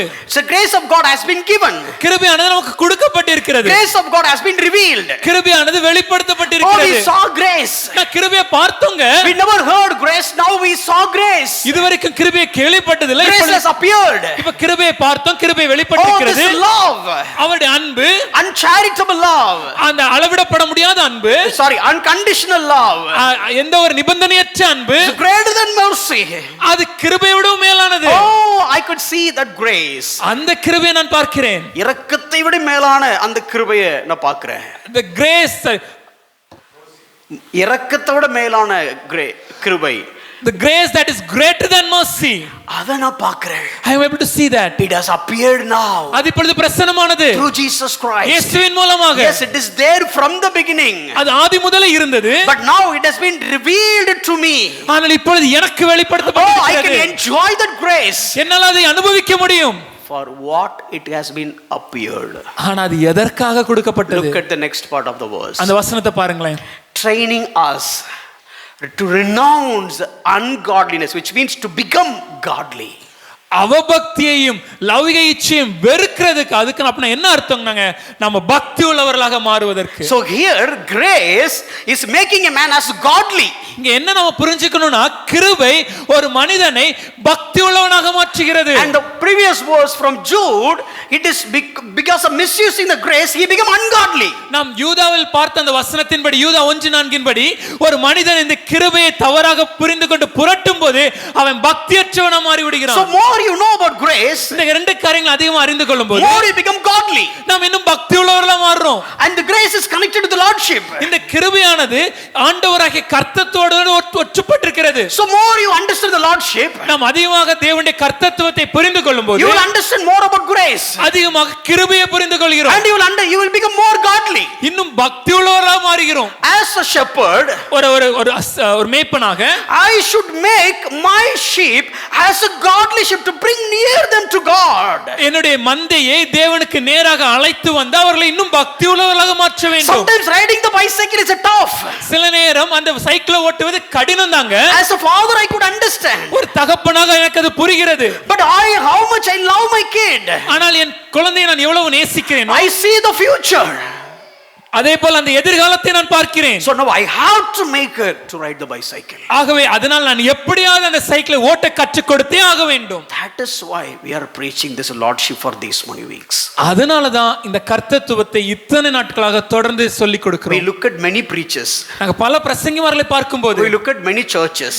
பல சபைகளை பார்க்கும்போது, and we look at all their maybe not right, wrong practices in the church. அங்க நடக்கும் பல தவறான நடைமுறைகளை நாம் புரிந்து கொள்ளும்போது, and we say why these people are doing like this. நாம யோசிக்கிறோம், ஏன் இப்படி அவங்க பண்றாங்க? How come they are doing it? எப்படி இவங்களால பண்ண முடிஞ்சது? Because they don't understand this lordship. ஏனென்றால் அவர்களுக்கு இந்த கர்த்தத்துவத்தை குறித்த காரியத்தை குறித்த தெளிவு இல்லாததினாலே. If we don't teach, இப்ப நாங்க சொல்லி கொடுக்கலனா, if we don't train our kids, இப்ப நம்ம அடுத்த தலைமுறைக்கு சொல்லி கொடுக்கவில்லை என்றால், our generation will also would like to go to that church, not this church. நம்மளுடைய தலைமுறை வரும் பிள்ளைகள் கூட இப்படிப்பட்ட சபைகளுக்கு செல்ல தான் விரும்புவாங்களே தவிர வேதத்தை போதிக்கிற சபைகளுக்கு வர மாட்டாங்க. Look at this verse. இந்த வசனத்தை பாருங்க. Trying to become godly first, தேவ பக்தி உள்ளவர்களாய், and remove all the worldly passions, லௌகிக இச்சைகளை வெறுத்து, and to live self controlled, ஒரு தெளிந்த புத்தியோடு, and upright, நீதியோடு, and godly life in this present age. தேவ பக்தி உள்ளவர்களாய் இவ்வுலகத்திலே ஜீவனம் பண்ணி. Why grace has given? எதுக்கு கிருபை கொடுக்கப்பட்டது? To make us an excuse to use as a license for sin. ஒரு பாவம் செய்வதற்கு ஒரு காரணமா பயன்படுத்தவா? Very cheapest, poorest understanding of grace. மிகவும் தவறான ஒரு புரிதல் அது. Why grace? எதற்கு கிருபை? To make you godly. உங்களை பக்தி உள்ளவர்களாக மாற்ற. To make you go away from the worldly pleasures. உலக லௌகிக இச்சைகளை வெறுப்பதற்கு. And to make you like a self controlled person. ஒரு தெளிந்த புத்தி உள்ளவர்களாக மாற்ற. Self control, சுய கட்டுப்பாடு. சுய கட்டுப்பாடு உள்ளவர்களாக இருக்க. And to live a godly life in this present age. ஒரு பக்தி உள்ளவர்களாக இந்த உலகத்துல ஜீவனம் பண்ண. How long? எம்மட்டும் waiting for our blessed hope, the appearing the glory of great God and Savior Jesus Christ. மகாதேவனும் நம்முடைய இரட்சகருமாகிய இயேசு கிறிஸ்துவினுடைய மகிமையின் பிரசன்னமாகுதலுக்கு எதிர்பார்த்து காத்து கொண்டிருக்கும்படி. If you want to become a godly person, நீங்க ஒரு பக்தி உள்ளவரா வாழ ஆசைப்படுறீங்களா? if you want to hate worldly passions, உலக லௌகிக இச்சைகளை வெறுக்க and if ஆசைப்படுறீங்களா? you want to become a self-controlled person, சுய கட்டுப்பாடு உள்ளவர்களா இருக்கணுமா? and if you want to live a godly life in this world, ஒரு பக்தி உள்ளவர்களா இந்த உலகத்துல வாழணுமா? you need to understand grace. கிருபையை புரிஞ்சுக்கணுங்க. Only through grace you can do all that. கிருபையை புரிந்து கொள்ளும் போது தான் இப்படிப்பட்ட ஒரு வாழ்க்கையை வாழ How முடியும். can I effectively use grace? How can I effectively understand the grace? Then I should understand the lordship of Jesus Christ. எப்படி நான் இந்த கிருபையை ஒழுங்கா நான் பயன்படுத்துவது, எப்படி இந்த கிருபையை நான் ஒழுங்காக புரிந்து கொள்வது என்று நீங்க கேட்டீங்கன்னா, நான் இயேசு கிறிஸ்துவுடைய கர்த்தத்துவத்தை தெளிவாக புரிந்து கொள்ளும் போது தான் அது நடக்கும். So time is just going so fast. So let me skip all the illustration just to move on. நேரம் இல்லாத காரணத்துல உதாரணங்களை விட்டு அடுத்த பகுதிக்கு செல்ல போறோம். So maybe one illustration. நீங்க கேட்டக்கனால ஒரே ஒரு உதாரணம் மாத்திரம். Once John Wesley went to one particular home for a dinner. ஒரு முறை ஜான் வெஸ்லி ஒரு வீட்டுக்கு இரவு விருந்து சாப்பிடுவதற்கு சென்றார். And everybody was on the table. எல்லாரும் அந்த மேஜையில் உட்கார்ந்து இருக்கும்போது, and there was a rich, it's a rich family. அது ஒரு மிக பணக்கார குடும்பம். And that lady has a lot of jewelry, lot of rings on her fingers. அந்த பெண்மணி தன்னுடைய அனைத்து விரல்களிலும் அவருடைய மோதிரங்கள் அணிந்திருந்தார். And Methodist, these people, or John Wesley spoke against such kind of showing off. Methodist கலாச்சாரத்தை பின்பற்றுகிற ஜான் வெஸ்லி அவர்கள்லாம் இப்படிப்பட்ட உலக காரியத்தை அப்படி வெளிக்காட்டி தன்னை பெரியவன் காண்பிக்கிறது அவங்க தவறுன்னு சொல்றவங்க. And especially John Wesley hate the showing of attitude. நான் தான் பெரியவன் சொல்லி காண்பிக்கிற அந்த காரியத்தை ஜான் வெஸ்லி வெறுத்தார். And John Wesley was on the table. John Wesley அந்த மேஜையில் உட்கார்ந்து இருக்கும்போது, John Wesley came along with his friend. அவர் தன்னுடைய நண்பரோடு வந்திருந்தார். And this friend will never not able to control his tongue. If something comes to mind, he'll just speak out. ஆனா அந்த நண்பர் தன்னுடைய நாக்கு கட்டுப்படுத்த கொஞ்சம் கஷ்டப்படுவார். என்ன தோணுச்சோ அப்படியே பேசிடுவார். He looked at he just hold that lady's hand. அந்த நண்பர் அப்படியே அந்த பெண்மணியின் கையை பிடித்து, what do you think about this hand? ஐயா, நீங்க இத கருத்து என்ன நினைக்கிறீங்க? ஏண்டா அத இங்க தான் கேட்கணுமா? Do you want to ask now? But he asked. ஆனா அவர் கேட்டார். If I were there, I would have responded like, God hates it. ஒருவேளை நாங்க இருந்ததா நான் சொல்லிருப்பேன், தேவன் வெறுக்கிறார். How can you put this many rings? எப்படி இத்தனை மோதிரம் போடலாம்? And coming to my church. அது ஏன் சபைக்கு வந்து listening my sermon. ஏன் சபையின் பிரசங்கத்தை கேட்கும்போது. By the way, I talked about John Wesley, okay? நாங்க வெஸ்லியை பற்றி பேசுகிறோம். And I would have said all these things. இந்த எல்லா காரியத்தையும் சொல்லிருப்போம். And when John Wesley saw the hand, ஆனா ஜான் வெஸ்லி அந்த கரத்தை பார்க்கும்போது, he made just one statement. அவர் ஒரே ஒரு காரியத்தை சொன்னார். It is a beautiful hand. ரொம்ப அழகான ஒரு கரம். That's it. அவ்வளவுதாங்க. For the evening worship, அன்னைக்கு சாயந்தரம் நடந்த ஆராதனையில she came, அந்த பெண்மணி வரும்போது without any ring. எந்த மோதிரமும் இல்லாம வந்தாங்க. That is grace. அதுதான் கிருபை. That's grace. இந்த கிருபையானது making her to more godly. அந்த பெண்மணி இன்னும் பக்தி உள்ளவர்களாக மாற்றுகிறது. அதுக்காக நீ காட்லின மோதிரத்தை கழட்டி வச்ச காட்லின்னு சொல்லிராதீங்க. அப்படி சொல்ல வரலனா. So don't think that removing rings means godly. That is not what we are trying to say. Brother, na godly item பாத்தீங்களா brother அப்படிங்காதீங்க. So don't take up your chains and say I become more godly. அத நாங்க சொல்ல. That is not what you are preaching. But what I am trying to say is, ஆனா என்ன சொல்ல வரோனா, this is not something just pushing you and telling all these things one end. இது உங்களை இப்படி தான் செய்யணும் அப்படி தான் செய்யணும் சொல்லி கஷ்டப்படுத்துற ஒரு காரியம் இல்ல. And the other end, இன்னொரு பகுதியில, oh take it easy, live whatever you want. That is not grace. உனக்கு பிரியமானபடி வாழ நீ என்னனாலும் செய்ன்னு சொல்றதும் இல்ல. He is your father. அவருடைய தகப்பன். He is Lord.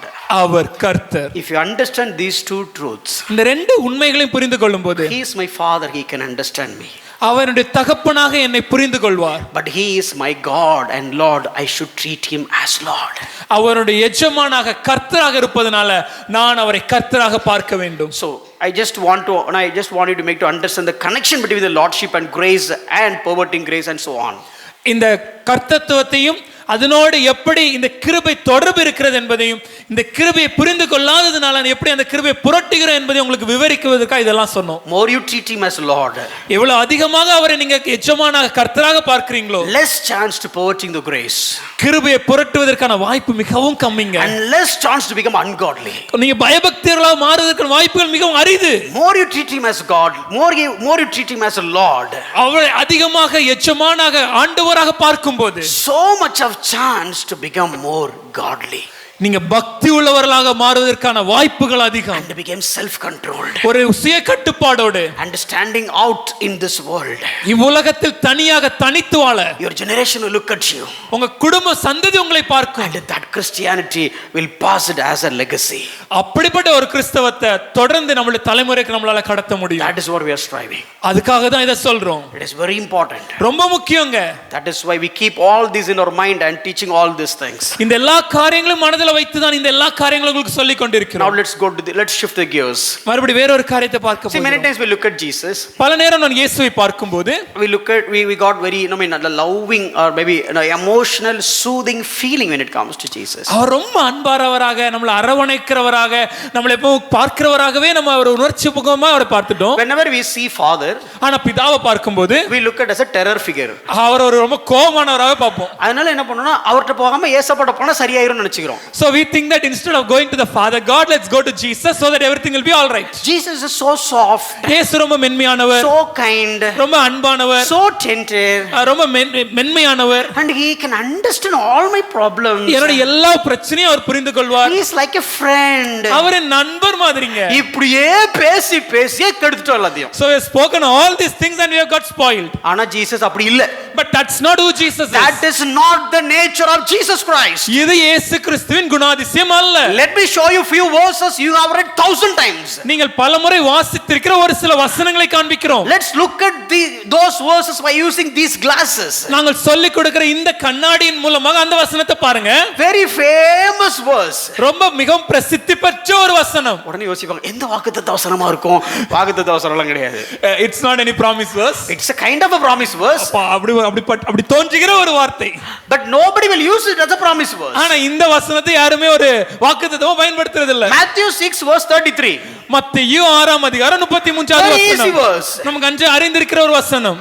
But seek first the kingdom of God and his righteousness and all these things will be added to you. முதலாவது தேவனுடைய ராஜ்யத்தையும் அவருடைய நீதியும் தேடுங்கள், அப்பொழுது இவைகள் எல்லாம் உங்களுக்கு கூட கொடுக்கப்படும். அந்த எல்லாம் லிஸ்ட் போடுவோம். Let's talk about the எல்லாம். எங்க நீங்க சொல்லுங்க, ரெண்டு எல்லாம்ல ரெண்டு லிஸ்ட் சொல்லுங்க பார்க்கலாம். What does Jesus meant when he say all? நீங்க அந்த எல்லாம் நினைக்கிறீங்கல்ல, இயேசு சொன்னார் என்ன எல்லாம் சொல்லுங்க பாப்போம். ஒரு ஆல்ல ஒன்னு சொல்றா. அந்த ஆல் மணி ஃபேண்டாஸ்டிக். அவருக்கே தெரியுமான்னு எனக்கு தெரியல, பட் ஓகே. ப்ராஸ்பரிட்டி செழிப்பு. மெல்வின் நீங்க ஒரு ஆல் ஒரு எப்படி சொல்லுங்க, ஒரு ஆல். ஜாய், ஹாப்பினஸ், ரெஸ்பெக்ட், மரியாதை, ஆனர், ஹெல்த், சுகம். யார் பா சொன்ன? சாப்பாடு. கரெக்ட், அதுல தான் வருது சாப்பாடு. வேற பீஸா போகாத பீஸ், சமாதானம், Dress, correct, fantastic. Satisfaction, நிறைவு. Skills, படிக்கிற பிள்ளை அப்படிதான் சொல்லும். பரவாயில்ல. வேற சொல்ல முடியாது. Added unto thee வந்திருக்கடா. வேற வேற வேற வேற what else? What else in all? Shelter, food, shelter, which means all that we need in this world to live a good life. நாம சொன்ன எல்லா காரியங்களும் இந்த உலகத்துல ஒரு நல்ல வாழ்க்கை வாழ்வதற்கு தேவையான எல்லா காரியங்களும், which covers thousands of promise as one bundle and in it. அப்படினா ஆயிரக்கணக்கான பிரச்சனையை சேர்த்து ஒரே promises, சாரி மன்னிக்கோ, ஆயிரக்கணக்கான நன்மைகளை சேர்த்து ஒரு வாக்குத்தத்தங்களை சேர்த்து ஒரு ஆசீர்வாதமா நம்ம வைத்துக்கிறோம். அதாவது எல்லா ஸ்வீட்டையும் ஒரே டப்பால போட்டு ஒரு கலக்கு கலக்கி அதுல இருந்து ஒரு காக்கில எடுத்து அப்படி இருக்கும். It is like we buy an assorted pack of all the sweets and we take one, mix up all these things and take one piece out of it. நல்லா இருக்குமா? You will have all the taste in it. எல்லாம் கலந்த ஒரு கலவையாக இருக்கும். So here Jesus said, இங்க இயேசு சொல்லும்போது, see there is a promise verse for prosperity. செழிப்புக்கு நம்ம ஒரு வாக்குத்தத்தம் வச்சிருக்கிறோம். There is a promise verse for health. உடல் சுகத்துக்கு ஒரு வாக்குத்தத்தம் வச்சிருக்கிறோம். And there is a promise verse for peace. சமாதானத்துக்கு ஒரு வாக்குத்தத்தம். There is a promise verse for to build home. வீடு கட்ட ஒரு வாக்குத்தத்தம். There is a promise for good knowledge. நல்ல ஞானத்திற்கு ஒரு So வாக்குத்தத்தம். like lot of promises are there for different departments of life. நம்ம வாழ்க்கையில இருக்கிற ஒவ்வொரு துறைகளுக்கும் ஒவ்வொரு வாக்குத்தத்தத்தை பிரிச்சு பிரிச்சு And வச்சிருக்கோம். Jesus doesn't want to go with the department wise. ஆனா இயேசுக்கு ஒவ்வொரு துறை வழியா செல்வதற்கு அவருக்கு இஷ்டம் இல்ல. He put all the portfolio as one single portfolio and called ALL. அதனால எல்லா துறைகளும் இணைத்து அவர் ஒரே துறையாக வைத்து அதை அனைத்து என்று அழைத்து fantastic. All. அனைத்தும். So how many of you want to have that all? அந்த அனைத்து யாருக்கெல்லாம் வேணும் ஆசைப்படுறீங்க? சொல்லுங்க ராஜி, வேணும்னு சொல்லுங்க. வேணும். How many of you want that all? யாருக்கெல்லாம் இது வேணும்னு ஆசைப்படுறீங்க? நானும் சொல்லுவேன், ஆண்டவரே கையை தூக்குறவங்களை மட்டும் கொடுக்க, கையை தூக்க அப்படி அப்படிலாம் மாத்திராதீங்க எங்களை. How many of you want to all? Raise your hands please. இதெல்லாம் வேணும்னா நம்ம கரங்களை உயர்த்தி காண்பிக்கலாம். Raise your hands full, no, as much as you could. உங்களால் உயர்ந்த ஒருத்தர் பாருங்க, ஒருத்தங்கள புள்ளைய வச்சு ஒருத்தங்கள தூக்கிட்டு இருக்காரு. Yes, I want that all. All. Okay, fantastic, all.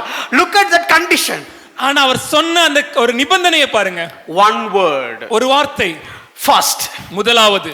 See, these words have been preached a number of times. இந்த வசனத்தை நாம் பலமுறை பிரசங்கம் பண்ணியிருக்கிறோம். So we thought, okay, first we need to seek God. அதனால முதலாவது அவரை தேடணுங்க. First எப்படி தேடுறது? How do we seek it first? காலையில எந்திரிச்சோன்னா அப்படியே தூக்கத்திலே அந்த கோலையை வடிச்சிட்டு ஸ்தோத்திரம் ஆண்டவரே, ஸ்தோத்திரம் கர்த்தாவே, நல்ல நாள் நல்லா இருக்கணும், பாதுகாத்துக்கணும். Okay, coffee போட்டியாமா? ஸ்தோத்திரம் ஆண்டவரே, கர்த்தாவே, ஸ்தோத்திரம் ஸ்தோத்திரம் ஸ்தோத்திரம் ஓகே. ஆஃபீஸ் நல்லா போன ஆண்டவரே, ஃப்ரீயாக இருக்கணும், ஸ்தோத்திரம் ஆண்டவரே. காஃபி ரெடிட்டா? சரி சரி சரி, ஆமென் ஆண்டவரே. ஃபர்ஸ்ட் translate பண்ணு. So many times how we treat the first is the moment we get up in the morning with all the things that's running out from the mouth, we still stay in the bed and say, Lord, this day has to go well, Lord, everything has to be blessed. Get the coffee ready, is it okay? Lord, you take care of me. Lord, thank you for this day. Like, coffee ready acha, amen ஆண்டவரே. Very good interpretation. Translation is different from interpretation. This is interpretation. Okay, fantastic. So the next one, அடுத்து என்ன செய்வோம்? while you are leaving, வெளியே கிளம்பும் போது Bible படிக்காம போறீங்க. didn't read the Bible. Sorry. மன்னிச்சுக்கோப்பா. Psalm 23. சங்கீதம் 23.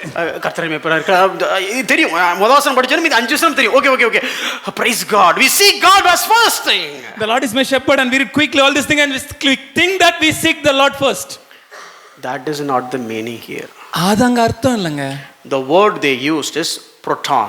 அங்க பயன்படுத்த கிரேக்க பதம் proton. This is basically talking about monarchy. இது ஒரு முடியாட்சியை குறித்து பேசுகிறது. Seek first. முதலாவது அவரை தேடவும். Not God.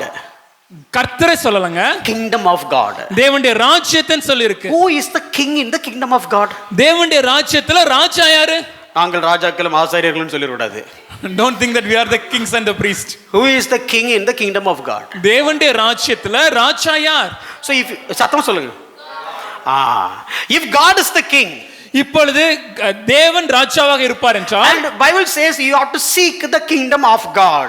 வேதம் தேவனுடைய ராஜ்யத்தை தேட வேண்டும் என்று நமக்கு சொல்லி இருப்பது என்றால், when it says, like when it comes to Tamil Nadu, தமிழ்நாட்டை பொறுத்த வரைக்கும், so who is the very first person you need to look for when it comes to Tamil Nadu? தமிழ்நாட்டுல எந்த காரியனாலும் முதல் நபர் என்று நம்ம யாரை பார்ப்போம்? நல்லதோ கெட்டதோ டக்குன்னு யாரை சொல்லுவோம்? If it is good or bad, whom we'll call upon? மழை வந்தாலும், if it is raining, வெயில் ரொம்ப அடிச்சாலும், even if it is shining, ஏன்னா அவரோ ஃபர்ஸ்ட் இருக்காரு, because he is the one.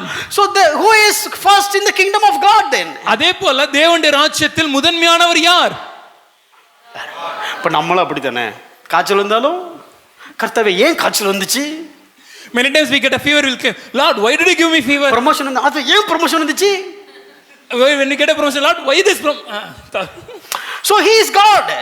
ஏன் அவர் ராஜா? He is king, correct? அவர் ராஜாவாக இருக்கிறார். So first seek the king. முதலாவதாக தேவனை நம் ராஜாவாக தேட வேண்டும். So look at the nature. இங்க நாம் பார்க்கணுங்க.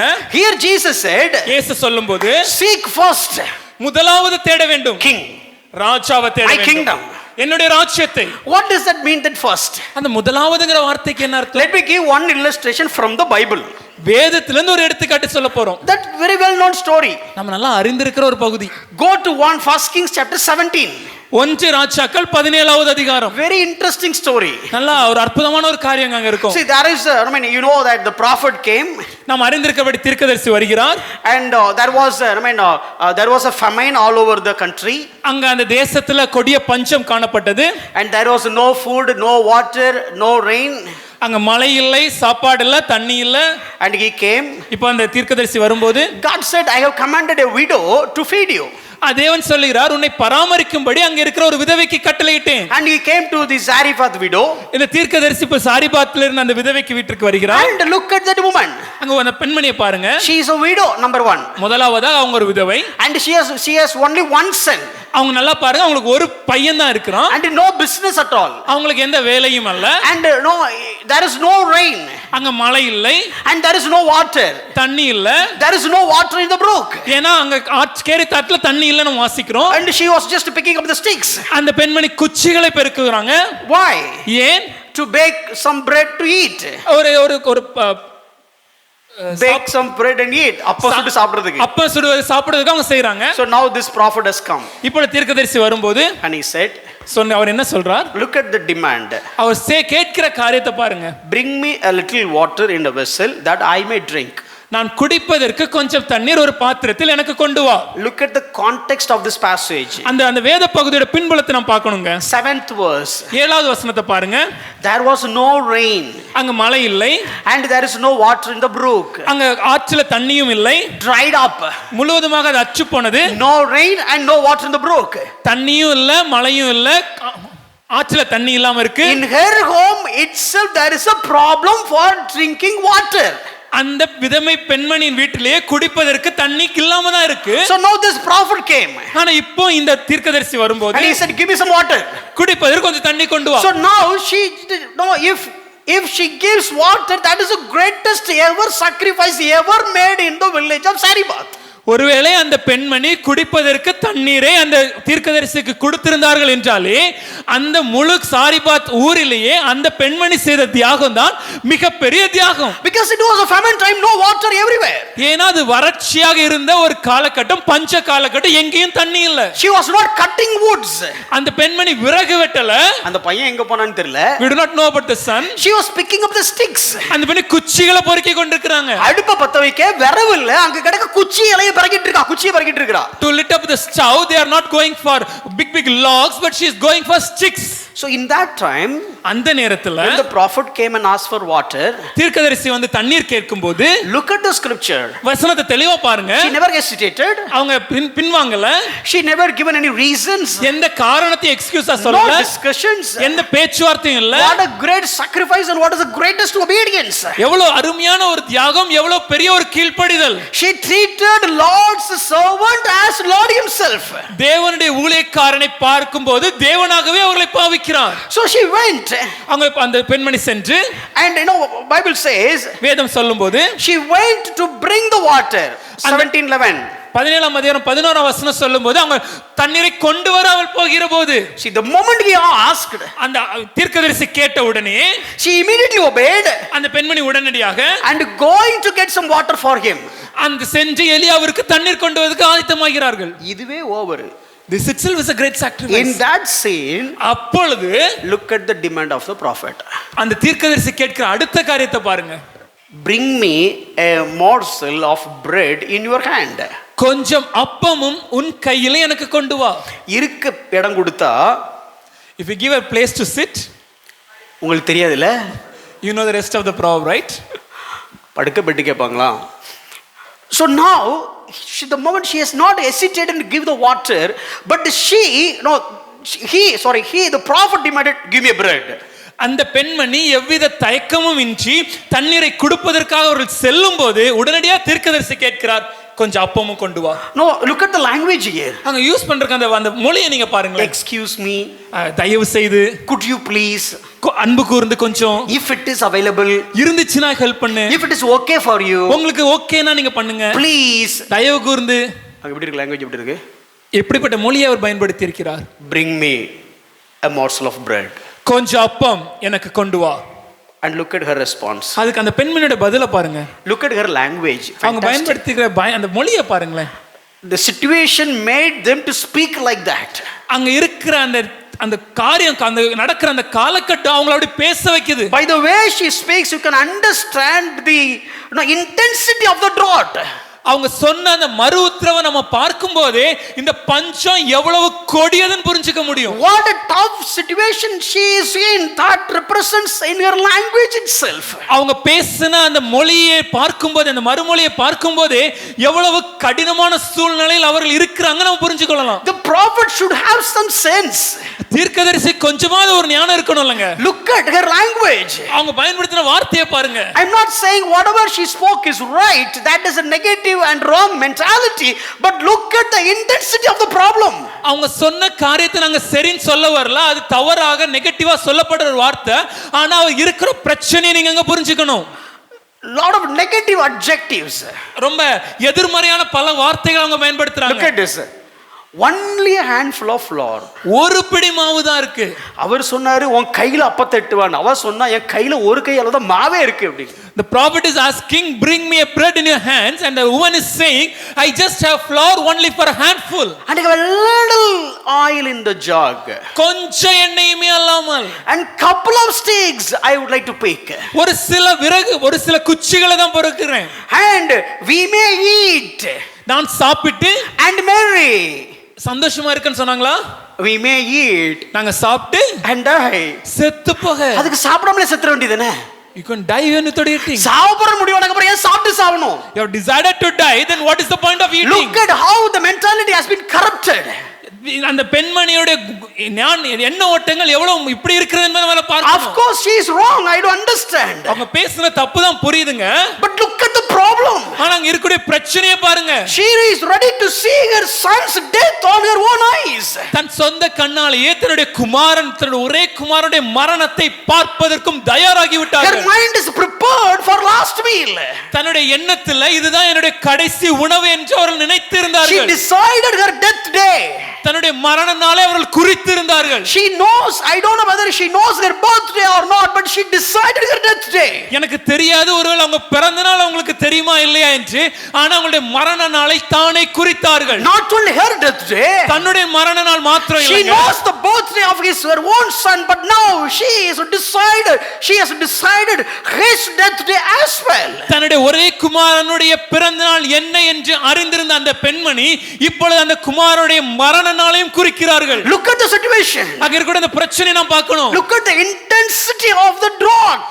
எவ்வளவு கொடியதான வறட்சி பஞ்சம். My understanding or my imagination is there might have been so many people who have already died because of the drought. என்ன நான் நினைச்சு பார்க்கிறேன் கற்பனையாக, ஒருவேளை இந்த பஞ்சத்தினால கொடியதான வறட்சினால अनेक ஜனங்கள் ஏற்கனவே மரித்து போயிருக்கலாம். Should have seen the symptoms here and there. இதெல்லாம் வச்சு அவங்க அங்கங்க பார்த்திருக்கும் போது, oh, in that home there was no flour yesterday. அந்த குடும்பத்துல நேற்று அவங்கள்ட்ட மாவு இல்ல. There was no water in their house. அவங்க வீட்ல தண்ணி இல்ல.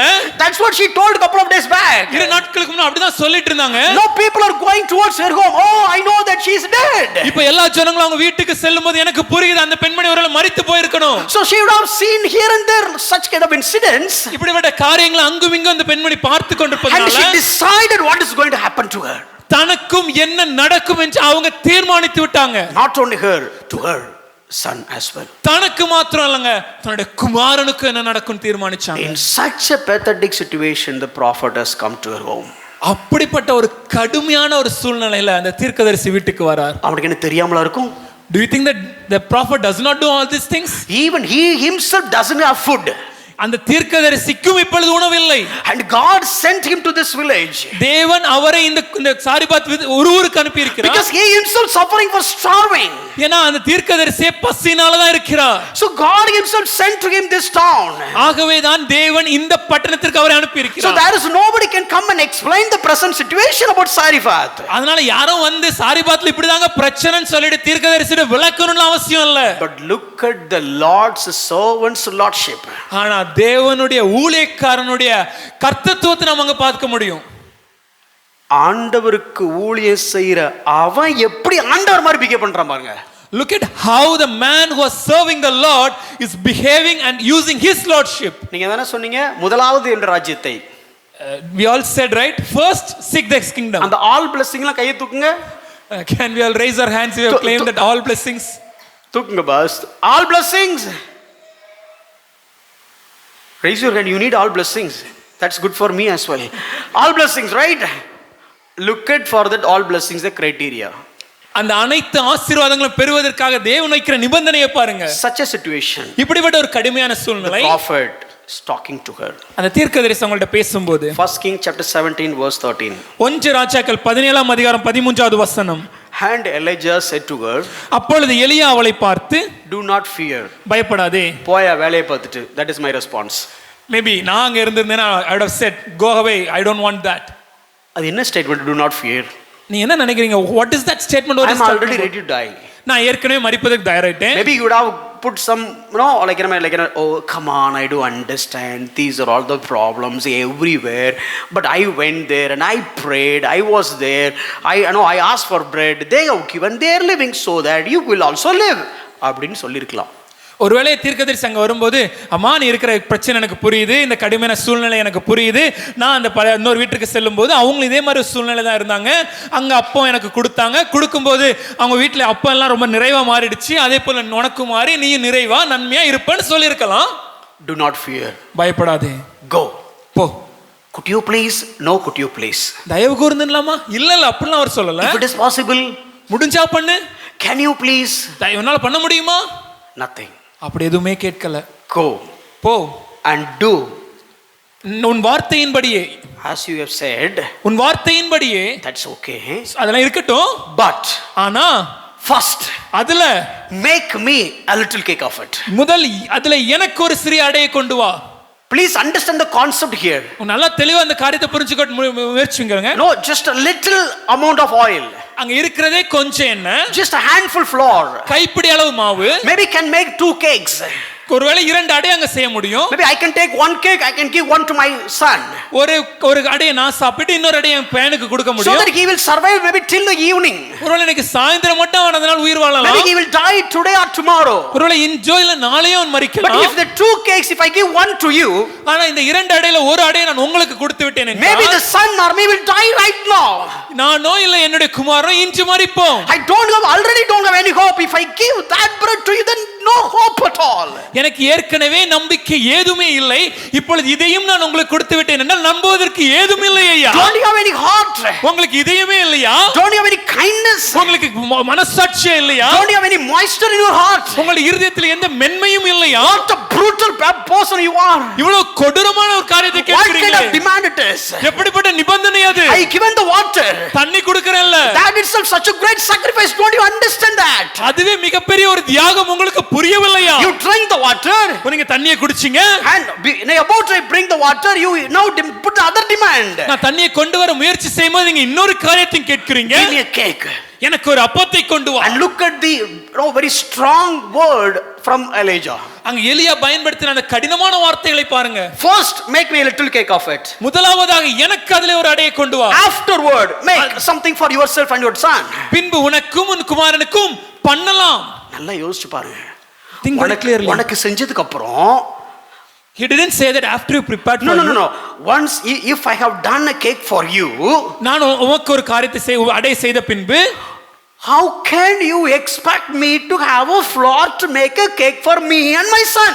அதன் பின்பாக எனக்கும் என் குமாரனுக்கும் அங்க அடையும் அப்பவும் செய்வதற்கு மாவு இருக்கும் எப்படி எதிர்பார்க்கிறீங்க? How can you expect? Maybe you can make a cake for you and your son. If it is the little flour left out, maybe by using the leftover, make a cake and give it to me. That is the right way of request.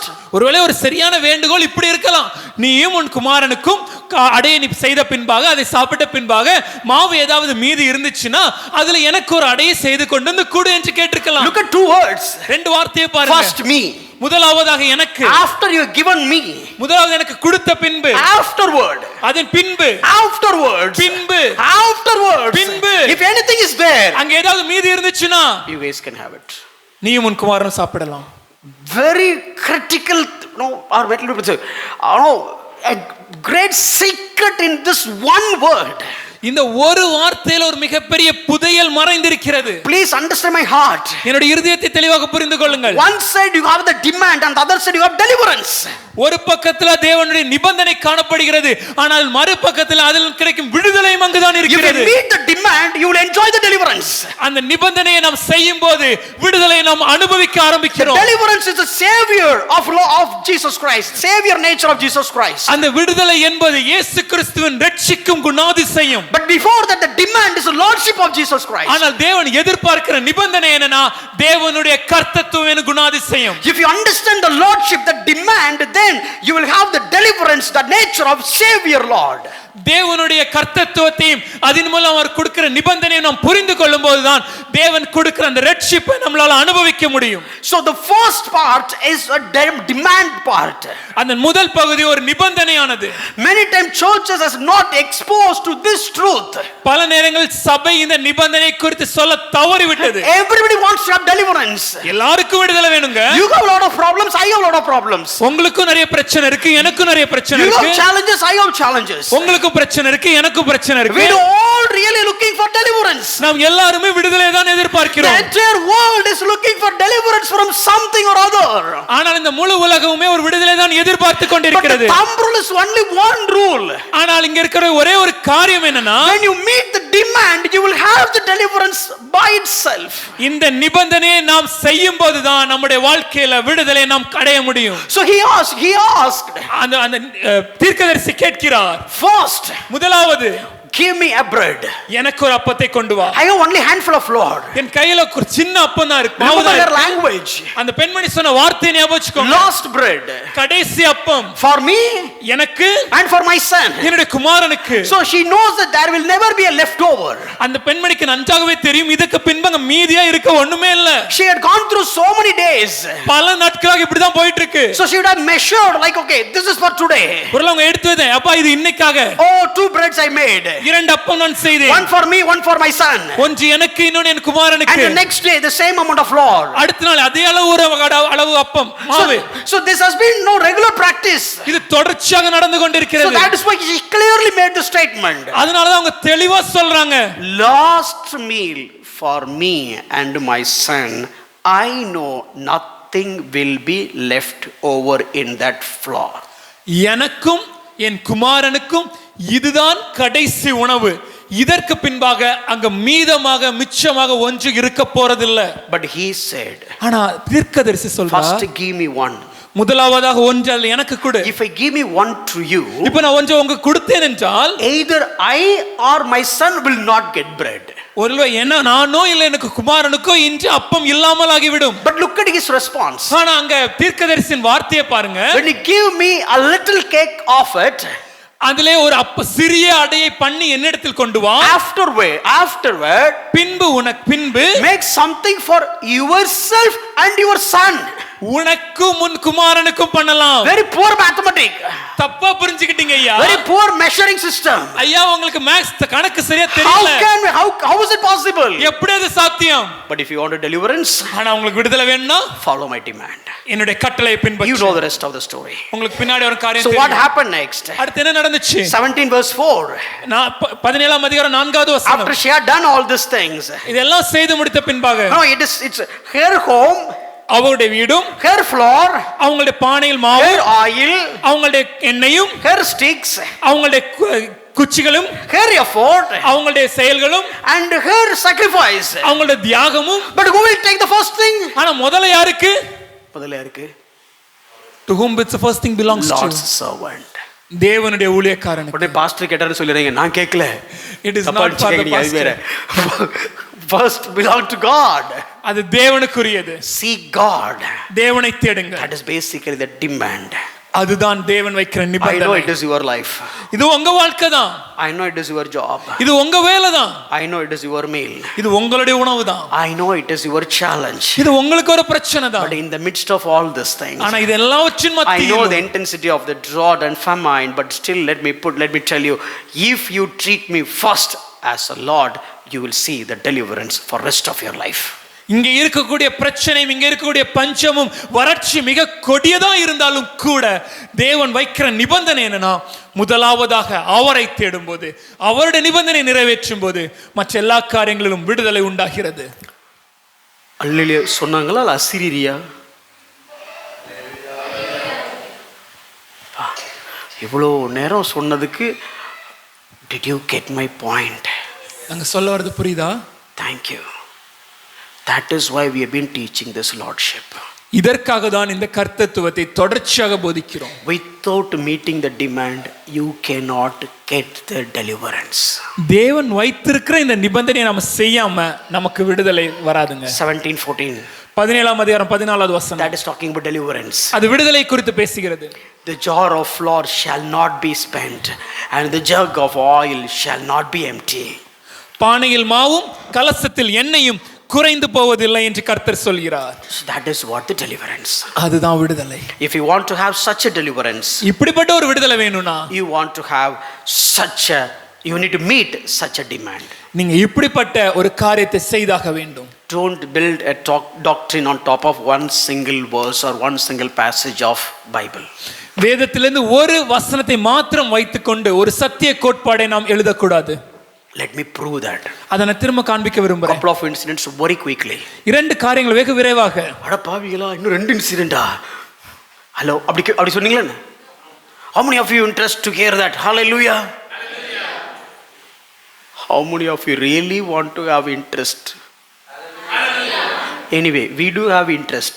You have interest? சந்தோஷமா இருக்கு. I do have interest. With two witness, everything can be confirmed. So we are going to take it. என்னம்மா சந்தோஷப்பட்டாங்க பத்தியா நீ? ஐயோ. But anyway, let's turn to our Bible to Matthew chapter 8. மத்தேயு 8ஆம் அதிகாரத்துக்கு திருப்பிக் கொள்வோம். This is Jesus. இங்கே இயேசு பேசுகிறார். This is Jesus. Please remember, we are talking about Jesus, the demand of Jesus. நாம் இயேசுவின் நிபந்தனை குறித்து பேசிக் கொண்டிருக்கிறோம். So we are many times we see Jesus as savior but not Lord. நாம் பல நேரங்கள்ல இயேசுவை நம்முடைய இரட்சகர்னு பார்க்கிறோம், ஆனா ஆண்டவரா பார்க்க தவறிடுறோம். But look at Jesus' attitude. ஆனா இயேசு என்ன சொல்றாருன்னு பாருங்க. How Jesus wants you to see him. இயேசு அவரை எப்படி பார்க்கணும் அவர் சொல்றார். Well known incident. நல்லா அறிந்திருக்கிற ஒரு பகுதி. Matthew chapter 8 verse 5 to 10. மத்தேயு 8ஆம் அதிகாரம் 5 முதல் 10 வசனங்கள். So when Jesus was going into town of Capernaum, an army officer came to Jesus. இயேசு கப்பர்நகூம் பிரவேசித்த போது நூற்றுக்கு அதிபதி ஒருவன் அவரிடத்தில் வந்து, And he came, Lord, ஆண்டவரே, my servant is at home in such a terrible pain that he cannot even move. என் வேலைக்காரன் வீட்டிலே திமிர்வாதமாய் கிடந்து கொடிய வேதனைப்படுகிறான் என்று அவரை வேண்டிக் கொண்டான். He cannot move. அவனால அசைய கூட முடியாது. நல்லா புரிஞ்சிடு, he cannot move. அவரால் அசைய கூட முடியல. So ஆகவே you have to come. நீங்க தான் வரணும். If he could have moved, I would have brought him here. ஒருவேளை அவரால் அசைய முடிஞ்சதுனா நான் அவரை அழைத்து கொண்டு வந்திருப்பேன். But here he didn't climb in that way. ஆனா இங்க அவர் அப்படி சொல்லல. He said, Lord, ஆண்டவரே, he is in a terrible pain. அவன் கொடிய வேதனையா இருக்கிறான். And Jesus responded, இயேசு மறு உத்தரவு சொல்லும்போது, I will go and heal him. நான் வந்தவனை சுத்தமாக்குவேன். But the officer said, ஆனால் நூற்றுக்கு அதிபதி பிரதியுத்தரமாக, you all know the story, I'm not going to expose it too much, but I want you to see the picture. அந்த கதை நமக்கு நல்லா தெரிஞ்சனால அதிகமா விளக்க விரும்பல, ஆனா ஒரு காரியத்தை நம்ம அங்க பார்க்கணும். Lord, anyway, if you look at the other part, it seems like he is asking Jesus. When Jesus was on his way, he came and he said, Jesus, don't come to my home. இதோட இன்னொரு பகுதியை நம்ம வேதாகமத்தில் சுவிசேஷ புத்தகங்கள் பார்க்கும்போது இயேசு அவன் வீட்டுக்கு வர போகும்போது அவன் வழியிலே ஆட்கள் அனுப்பி வர வேண்டாம் என்று சொன்ன நாம் வாசிக்கிறோம். He said, Lord. அவன் சொல்கிறான், ஆண்டவரே. Matthew 8:6, Lord. மத்தேயு 8ஆம் அதிகாரம் 6வது வசனம், ஆண்டவரே. Matthew 8:8, Lord. மத்தேயு 8ஆம் அதிகாரம் 8வது வசனம், ஆண்டவரே. I am not good enough for you to come into my house. Just to give me the order, just to say a word. நீர் என் வீட்டுக்குள் பிரவேசிக்க நான் பாத்திரம் அல்ல, ஒரு வார்த்தை மாத்திரம் சொல்லும். So we know that. நமக்கு நல்லா தெரியும். He said, you don't need to come and touch him. நீங்க வந்தவர் தொடரணும்னு அவசியம் இல்லப்பா. Say a word. ஒரு வார்த்தை சொல்லும் ஐயா. The word will do the rest. அந்த வார்த்தை மீதி காரியங்களை செய்யும். Because I know what this lordship means. ஏனா எனக்கு அந்த ஆண்டவரே கர்த்தத்துவம்னா என்னன்னு எனக்கு தெரியும். I am the Lord over 100 servants. 100 பேருக்கு மேல நான் எஜமானாக இருக்கிறேன். When I say a word, நான் ஒரு காரியத்தை சொன்னேனா, they treated me as Lord. அவங்க என்ன ஆண்டவரா பார்க்கறாங்க. And they obeyed. அவங்க எனக்கு கீழ்ப்படிறாங்க. And when I look at Caesar, நான் சீசரை பார்க்கும்போது, he is my Lord. Caesar எனக்கு ஆண்டவர். And when Caesar says a word, Caesar ஒரு காரியத்தை சொல்லும்போது, I simply obeyed. நான் அப்படியே கீழ்ப்படிகிறேன். So I know what is the lordship. எனக்கு இந்த ஆண்டவர்னா என்னன்னு புரியுது. And I treat you as a Lord. அதே போல உம்மை நான் ஆண்டவராக பார்க்கிறேன். You say it. ஒரு வார்த்தை சொல்லும். It will happen. அது அப்படியே நிறைவேறும். Now Jesus made a big comment about it. இப்போ இயேசு ஒரு மிகப்பெரிய காரியத்தை இங்க சொல்றார். 8:9. 8ஆம் அதிகாரம் 9வது வசனம். Sorry, 8:10. மன்னிக்கும், 8ஆம் அதிகாரம் 10வது வசனம். When Jesus heard this, இயேசு இதை கேட்டு ஆச்சரியப்பட்டு, Jesus heard this. இயேசு He was கேட்டபோது so surprised. ஆச்சரியப்பட்டு Jesus himself surprised. Hey, by the way, you cannot surprise God. நல்லா புரிஞ்சுக்கோங்க, உங்களால ஆண்டவருக்கு ஆச்சரியம்லாம் கொடுக்க முடியாது. He is omniscient God. அவருக்கு எல்லாமே தெரியும். And God in flesh. இப்போ அந்த தேவன் தான் மறு உருவில் I am இருக்கிறார். wondering how to connect these two. இதை எப்படி சேர்த்து சொல்றேன் நான் புரியலங்க. I am not going to make a doctrine on top of it. அதுல புதுசா இந்த சத்தியத்தை நான் சொல்ல But போறேன். Jesus wants us to know. ஆனா தேவன் நமக்கு புரியறதுக்கு அதை I சொல்றார். am thrilled about this faith. எப்ப அவனுடைய விசுவாசத்தை பார்க்கும்போது எனக்கே ஒரு புல்லரிப்பு உண்டாகிறது. I'm so excited to see this. இப்படிப்பட்ட ஒரு விசுவாசத்தை பார்க்க நான் புத்துணர்வு அடைகிறேன். So it is not for my surprise. அது எனக்கு ஆச்சரியம் இல்ல. I am omniscient God. எல்லாமே தெரியும் sir. I know what he is going to ask. அவன் என்ன கேட்பான்னு எனக்கு But I தெரியும். want you guys to understand. ஆனா நீங்க புரிஞ்சுக்கணும். He made a statement. I am surprised. You know why? Such a great faith which understand the lordship of me. அவர் அங்க சொல்லும்போது இயேசு அங்க ஆச்சரியப்பட்டு சொல்லும்போது எப்பா நீங்க புரிஞ்சுக்கணும், அவன் என் மேல் வைத்த விசுவாசத்தை, என்னுடைய ஆண்டவர் பார்த்த அந்த விசுவாசத்தை நீங்க புரிஞ்சுக்கணும்னு சொல்றார். And he just looked at the people. அங்க இருந்த ஜனங்களை திரும்பி Hey, this guy is பார்த்து, a Gentile person. எப்பா அவன் ஒரு புறஜாதியா இருக்கிறான். But you guys are all my people. ஆனா நீங்க எல்லாம் என்னுடைய சொந்த ஜனங்கள். I have never seen the faith on the lordship in you guys. இந்த ஆண்டவர் இந்த கர்த்தத்துவத்துக்கு மேல் அவர் வைத்த விசுவாசத்தை உங்களில நான் பார்க்கலையா? Many times we Christians, we don't understand the lordship.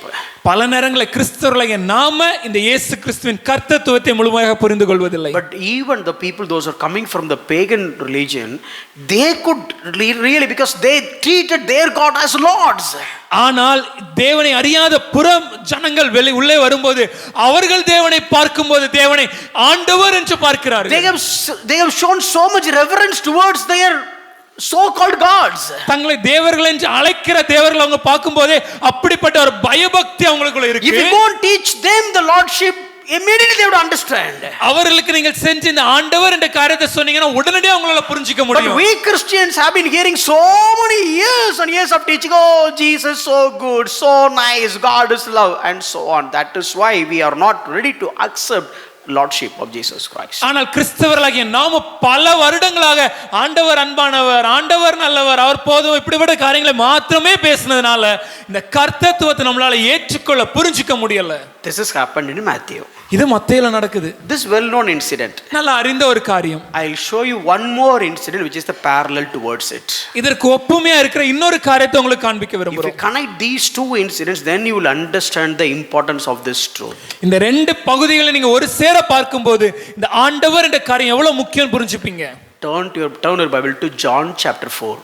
யோவான் 4ஆம் அதிகாரத்துக்கு திருப்பி Here also one official. இங்கேயும் ஒரு அதிபதி வருகிறார், நூற்றுக்கு அதிபதி. Here official. மன்னிக்கும், இங்க ஒரு அதிபதி இருக்கிறார். So he went to Jesus. அவர் இயேசுவிடம் செல்லும்போது and look at the demand. அவர் கேட்கிற காரியத்தை பாருங்க. He is asking Jesus to come down to his home. இயேசுவை அவருடைய வீட்டுக்கு வர வேண்டும் என்று அவரை வேண்டிக் கொள்கிறார். And Jesus didn't respond the way that he had responded to that centurion which we read in Matthew 8. ஆனால் இங்க இயேசுவோ நம்ம மத்தேயு 8ஆம் அதிகாரத்துல வாசித்த அந்த நூற்றுக்கு அதிபதிக்கு சொல்லிய பிரதியுத்தரம் அதை நம்ம வாசிச்சோம்ல, அதே போல ஒரு பதில இங்க இயேசு சொல்லலங்க. Okay, I'll come. நான் வரேன்ப்பா. And here though that centurion said, you don't come to my home. அந்த நூற்றுக்கு அதிபதி சொல்றான், ஐயா நீங்க வீட்டுக்கு வர வேண்டாம்னு. This official said to come to my home. ஆனா இந்த அதிபதி சொல்றான், ஐயா நீங்க வீட்டுக்கு வாங்கன்னு. So this guy says, the centurion says, you no need to come, you say a word, I know your lordship. நூற்றுக்கு அதிபதி சொல்றான், ஐயா நீங்க வர வேண்டாம், எனக்கு உங்க ஆண்டவர் கர்த்தத்துவம் எனக்கு புரிகிறது, வார்த்தையை சொல்லுங்க அது போதும். But here this man says, you come to my home because he is dying. ஆனா இந்த மனுஷன் சொல்லும்போது, ஐயா என் வீட்டுக்கு வாங்க, என் மகன் மரிக்கிறான். So obviously he didn't understand the lordship of Jesus Christ. இதுல நம்ம தெளிவா புரியுது, அவனுக்கு தேவனுடைய இயேசு கிறிஸ்துவின் கர்த்தத்துவத்தை அவன் தெளிவாக புரிந்து கொள்ளவில்லை. That guy doesn't want Jesus to come, but telling a word can do anything because I know his authority. அந்த நூற்றுக்கு அதிபதி சொல்லும்போது, ஐயா நீங்க வீட்டுக்கு வரணும்லாம் இல்ல, வார்த்தையை மாத்திரம் சொல்லுங்க, ஏனென்றால் நீங்கள் கர்த்தர், உங்களுடைய ஆளுமை, உங்களுடைய அதிகாரத்தை நான் அறிந்திருக்கிறேன். But here this person says, ஆனா இந்த மனுஷனோ he went to Jesus, அவன் இயேசுவிடம் சென்று asked him to come down. அவன் சொல்றான், ஐயா நீங்க வீட்டுக்கு வாங்க. Look at Jesus' response. ஆனா இயேசு என்ன சொல்றார்? Not only for him, because this has happened in the Cana where God has turned the water into wine. இந்த சம்பவம் கானாவூர்ல நடந்துச்சு. நமக்கு தெரிந்தபடி இங்க தான் அந்த தண்ணீர் திராட்சரசமாக மாறின அற்புதம் நடந்த இடத்துல தான் இது So நடக்குது. basically, all the people have not trusted Jesus or not treated Jesus as Lord. அங்க இருந்த எல்லா ஜனங்களும் இயேசுவே ஒரு ஆண்டவரா அவங்க பாவிக்கல. So he generally making a statement. ஆகவே பொதுவாக ஒரு காரியத்தை எல்லாருக்குமாக சொல்கிறார். Unless you see signs and wonders, you will not believe me. நீங்கள் அடையாளங்களையும் அற்புதங்களையும் காணாவிட்டால் விசுவாசிக்க மாட்டீர்கள். And this guy again saying Jesus. தொடர்ந்து அவன் மறுபடியும் இயேசுவிடம் பேசும்போது, Sir. ஐயா ஐயா, The same word kurios. ஆண்டவரே, He said, Lord, ஆண்டவரே, come down before the child dies. என் பிள்ளை சாகிறதுக்கு முன்னே வர வேண்டும். Means we have to travel approximately 20 kilometers. ஐயா, நாம் கிட்டத்தட்ட 20 கிலோமீட்டர் நாம் செல்ல வேண்டும். So before we go, he might have been, he may die. ஒருவேளை நாம் சென்று சேர்வதற்கு முன்னே என் மகன் மரித்து விடலாம். See, that guy says, you don't need to come my home. நூற்றுக்கு அதிபதி சொல்கிறான், ஐயா என் வீட்டுக்கு நீங்க வர வேண்டாம். This guy says, come my home. ஆனா இந்த அதிபதி சொல்றான், ஐயா என் வீட்டுக்கு வாங்க. Not only come my home, start quickly. வரது மாத்திரம் இல்லையா, உடனே வாங்க. Because he'll die. இல்லைன்னா அவன் மரித்து விடுவான். Not understand who he really is. இயேசு யார் என்று அவன் முழுமையாக புரிந்து கொள்ளவில்லை. Now look at Jesus' response. இப்போ இயேசு என்ன சொல்றாருன்னா, Sorry, I was getting late. Okay, come, let's go fast. ஐயோ நான் மறந்துட்டேன், வா சீக்கிரம் போலாம். Okay, no, I know that he is, no, it's his son in fact. அவன் சொல்லும்போது மகன் என்று சொல்லுகிறான். I don't know whether he's the only son or not. ஒரே பகனா இல்லன்னு எனக்கு But தெரியாது. here it seems like, something is so serious. ஆனால் அது மிக இக்கட்டான நிலைமை என்று புரிந்து கொள்ள This guy முடியும். was... Check. Look at Jesus' response. இயேசு என்ன சொல்கிறார்? Hey, come, let's go. உடனே வா என்று சொல்லவில்லை. Or else, இல்லனா, hey, please understand. புரிஞ்சுக்கோப்பா. My power is irrespective of distance. எவ்வளவு தூரம் இருந்தாலும் எனக்கு அதிகாரம் இருக்கு. Have you heard about that centurion story? அந்த நூற்றுக்கு அதிபதியின் கதையை நீ கேட்டிருக்கியா? You don't worry, you go. I pray from here. I say it from here. He will be healed. பயப்படாத, நீ போலாம். நான் இங்க இருந்தே ஜெபம் பண்றேன், இங்க இருந்தே வார்த்தை சொல்றேன், அவன் அவன் சுகஸ்தமாவான். Look at the merciless language of Jesus Christ. Sorry to use that word, but I want you to understand the picture. நான் சொல்கிற அந்த வார்த்தைக்காக எங்களை மன்னித்துக் கொள்ளுங்க, நான் அதை புரிஞ்சுக்கணும்னு ஆசைப்படுறேன். இரக்கமே இல்லாம தேவன் சொன்ன அந்த வார்த்தையை பாருங்க. பையன் சாவ கிடக்குறான். His son is about to die. Many kilometers he has traveled to come to Jesus. அநேக கிலோமீட்டர் பிரயாணம் பண்ணி இயேசுவை பார்க்க வந்திருக்கிறார். And I don't know how did he hear that Jesus is coming from this place the second time. இவ்வளவு தூரம் பிரயாணம் பண்ணி வந்து இரண்டாம் முறையாக கேட்கிறான். இல்ல இயேசு இந்த இடத்துக்கு வந்ததே அவனுக்கு எப்படி தெரியாது. கானா ஒரு கல்யாணத்துக்கு அப்புறம் இப்பதான் வந்திருக்காரு. This is the second time Jesus has come to this place after Cana, after the miracle at the marriage at Cana, and we do not know how he has heard about Jesus and all these things. So my understanding is, அப்ப என் புரிதல் என்னன்னா, maybe his son was sick. ஒருவேளை தன் குமாரன் மரணத்துக்கு ஏதுவான வியாதியா இருக்கும்போது he tried all the specialists. அவன் எல்லா மருத்துவ உபகரணங்களையும் முயற்சி செய்த பிறகு nothing is working out. எதுமே உதவி செய்யல. And you know asked, what is there any other option? அப்ப எல்லார்ட்ட கேட்கலாம், ஐயா நான் என்ன செய்வது? He tried with his pagan gods. ஒருவேளை அவனுடைய அந்நிய தேவர்களை வைத்து முயற்சி செய்திருக்கலாம். So now he stepped down to Jewish era. இப்போ ஒரு யூத கலாச்சாரத்தை படி பார்க்கும்போது, so Jewish culture, யூத கலாச்சாரத்தை படி, is it possible in your culture? உங்களுடைய மதத்தின்படி இது பாசிபிளாயா? is there someone to heal him? யாராவது ஒருத்தர் இருக்கிறாரா அவனை குணப்படுத்த? oh, they have Jesus. எப்ப அவங்களுக்கு இயேசு இருக்கிறார். the one who turned water into wine. தண்ணீரை திராட்சரசமா மாற்றின தேவன். but he left this from Galilee and Capernaum. அவர் இந்த கானா கல்யாணத்தை விட்டு சென்று விட்டார். oh, when he'll come? எப்போ வருவார்? maybe I don't know how did he keep connect with these people.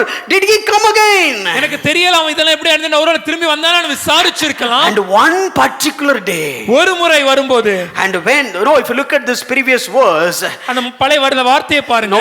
47th verse, 47வது வசனம், when this man heard that Jesus had come from Judea to Galilee. இயேசு யூதேயாவில் இருந்து கலிலேயாவுக்கு வந்தார் என்று அந்த மனுஷன் கேள்விப்பட்டபோது, so he would have inquired every now and then. அதனால ஒரு அப்பா அவன் கேட்டுக்கிட்டே இருக்கலாம், என்னப்பா யூதேயாவுக்கு போனாரா வந்துட்டாரா? could have been inquired, has he come back? oh, இன்னைக்கு வரலையா? he has not come back today. பையன் செத்துறோம் போல இருக்கு. my son is about to die. but one day the good news has come. ஆனால் ஒரு நாள் நல்ல விஷயம் நடந்தது. what is that good news? என்னது அது? Jesus has come from Judea to Galilee. இயேசு யூதேயாவில் இருந்து கலிலேயாவுக்கு மறுபடியும் வந்தார். and he started from Capernaum. he came to meet Jesus. அவர் கப்பர்நகூமிலிருந்து கிளம்பி இயேசுவை பார்க்கிறதற்காக வந்தார். and he is simply preaching. அந்த இடத்துல அவர் பிரசங்கம் பண்ணி கொண்டிருக்கிறார். and he said, please come. அவன் அந்த அதிபதி வந்து கேட்கிறான், ஐயா வாங்க. and Jesus, இயேசு சொல்கிறார், knowing all this toil of that one man, அந்த ஒரு மனிதனுடைய இந்த இக்கட்டான சூழ்நிலை எல்லாவற்றையும் அறிந்த பின்பு Jesus who knew all the tears of this man. அந்த ஒரு மனிதனுடைய அனைத்து கண்ணீர்களையும் அறிந்த அந்த தேவன், He knows the toil, he knows the tears, he knows the turmoil, he knows the tough time he is going through, but still look at very merciless response of Jesus Christ. அவனுடைய கடினமான சூழ்நிலையும் அவனுடைய பாடுகளையும் அவனுடைய இக்கட்டுகளையும் அவனுடைய கண்ணீரையும் அறிந்திருக்கிற இயேசு பயன்படுத்தின அந்த இரக்கமில்லாத வார்த்தைகளை பாருங்கள். போ, பையன் நல்லா இருப்பான். நீ போகலாம், you go, your son is healed. What is the proof? ஐயா நான் எதை நம்பி போறது? On what base I can go? எதை நம்பி நான் போறது ஐயா? You simply say go and son will live. போகலாம், உன் பையன் பிழைத்திருக்கிறான் சொல்றீங்க. But you are not coming. ஆனா நீங்க வரலையே. On what I should believe? எதை நான் நம்புறது? Believe my lordship. I say a word that it will come to pass. என்னுடைய கர்த்தத்துவத்தை நம்பு, ஒரு வார்த்தை சொன்னால் நிச்சயமாக நடக்கும். Centurion believed the lordship and came to Jesus. நூற்றுக்கு அதிபதி இயேசுவின் கர்த்தத்துவத்தை நம்பி வந்தான். This guy didn't know the lordship and come to Jesus. இந்த ராஜாவின் அதிபதி அவனுக்கு இந்த காரியங்கள் எல்லாம் தெரியாமல் தான் வந்தான். Jesus was not soothing him, Jesus was not pacifying, but Jesus make him to learn the lordship. ஆனால் இயேசு அவனை அன்பாக அவனுக்கு அரவணைத்து அங்க பேசாம அவனுக்கு இந்த ஆண்டவர் கர்த்தத்துவத்தை அவனுக்கு தெளிவாக புரிய வைக்கிறார். Go, your son will live. நீ போ, உன் பையன் பிழைத்திருப்பான். The next verse says, அடுத்த வார்த்தை சொல்லுது, the man believed the word that Jesus spoke. அந்த மனிதன் அதை விசுவாசித்தான். இயேசு சொன்ன வார்த்தையை விசுவாசித்தான். Centurion said, say one word. நூற்றுக்கு அதிபதி சொன்னா, ஐயா ஒரு வார்த்தை சொல்லுங்க. Because you are Lord. ஏனென்றால் நீங்கள் ஆண்டவர். If you say one word, நீங்க ஒரு வார்த்தை there is சொன்னீங்கன்னா authority in it. அந்த வார்த்தையில் அதிகாரம் I இருக்கிறது. believe that authority. நான் விசுவாசிக்கிறேன். I believe the lordship. அந்த ஆண்டவரை கர்த்தத்துவத்தை நான் விசுவாசிக்கிறேன். But this person has come ஆனா இந்த மனிதன் வரும்போது without having any understanding about the lordship, கர்த்தத்துவத்தை குறித்து எந்த புரிதலும் இல்லாமல் வந்தபோது, without any understanding about his power, the authority in the word, அவருடைய வார்த்தையில் இருக்கும் அதிகாரத்தின் வல்லமையும் புரியாமலும், but Jesus make him to learn about the lordship. ஆனால் இயேசு அவனுக்கு அந்த அதிகாரத்தை, அந்த ஆண்டவரை கர்த்தத்துவத்தை புரிய வைக்கிறார். போப்பா, பையன் நல்லா இருப்பான், போ. Go. சார் புரியல. போடா, நல்லா இருப்பான், போ போ போ போ. Sorry to say that, but you don't have any, like prefix suffix to to give an empathy feeling there. இங்க இயேசு மிக மென்மையாக பேசினார் என்று சொல்வதற்கு எந்த விதமான காரியங்களும் அங்கு குறிப்பிடப்படவில்லை. Go, your son will live. போ, உன் குமாரன் பிழைத்திருக்கிறார். Fantastic thing is, ஆனால் ரொம்ப அற்புதமான விஷயம் என்னன்னா, and the man believed and gone. அந்த மனுஷன் அப்படியே அவர் சொன்ன வார்த்தையை நம்பி போனான். In his mind there is a toggle state in his mind. ஒருவேளை மனதில் அங்கங்க ஒரு அலைப்பாய்ச்சல் இருந்திருக்கலாம். I cannot call my son and say that okay, I cannot call my home and saying that okay, asking that okay, did he heal now? என்னால என் வீட்டுக்கு phone பண்ணி ஐயா என் மகன் பிழைத்திருக்கிறான் என்று கேட்க முடியாதே. That was keep on lingering in his mind. ஒருவேளை அவன் எண்ணத்தில் ஓடிக்கொண்டே இருக்கலாம். He was on his way. அவன் திரும்பி சென்று கொண்டிருக்கும் and his servants had come. அவனுடைய வேலைக்காரர் எதிரில வராங்க. And they said, அவங்க சொல்றாங்க, your son is okay. உங்க மகன் குள்ள நல்லா இருக்கிறான். Hey, vomit நின்னுச்சா? Hey, his vomit does it stop? Did he take food? சாப்பிட்டானா? Did he sleep? தூங்குறானா? Oh, when did he is there everything is fine, he can walk and so on. எல்லாம் சரியாயிடுச்சா, நடக்க முடியுதா?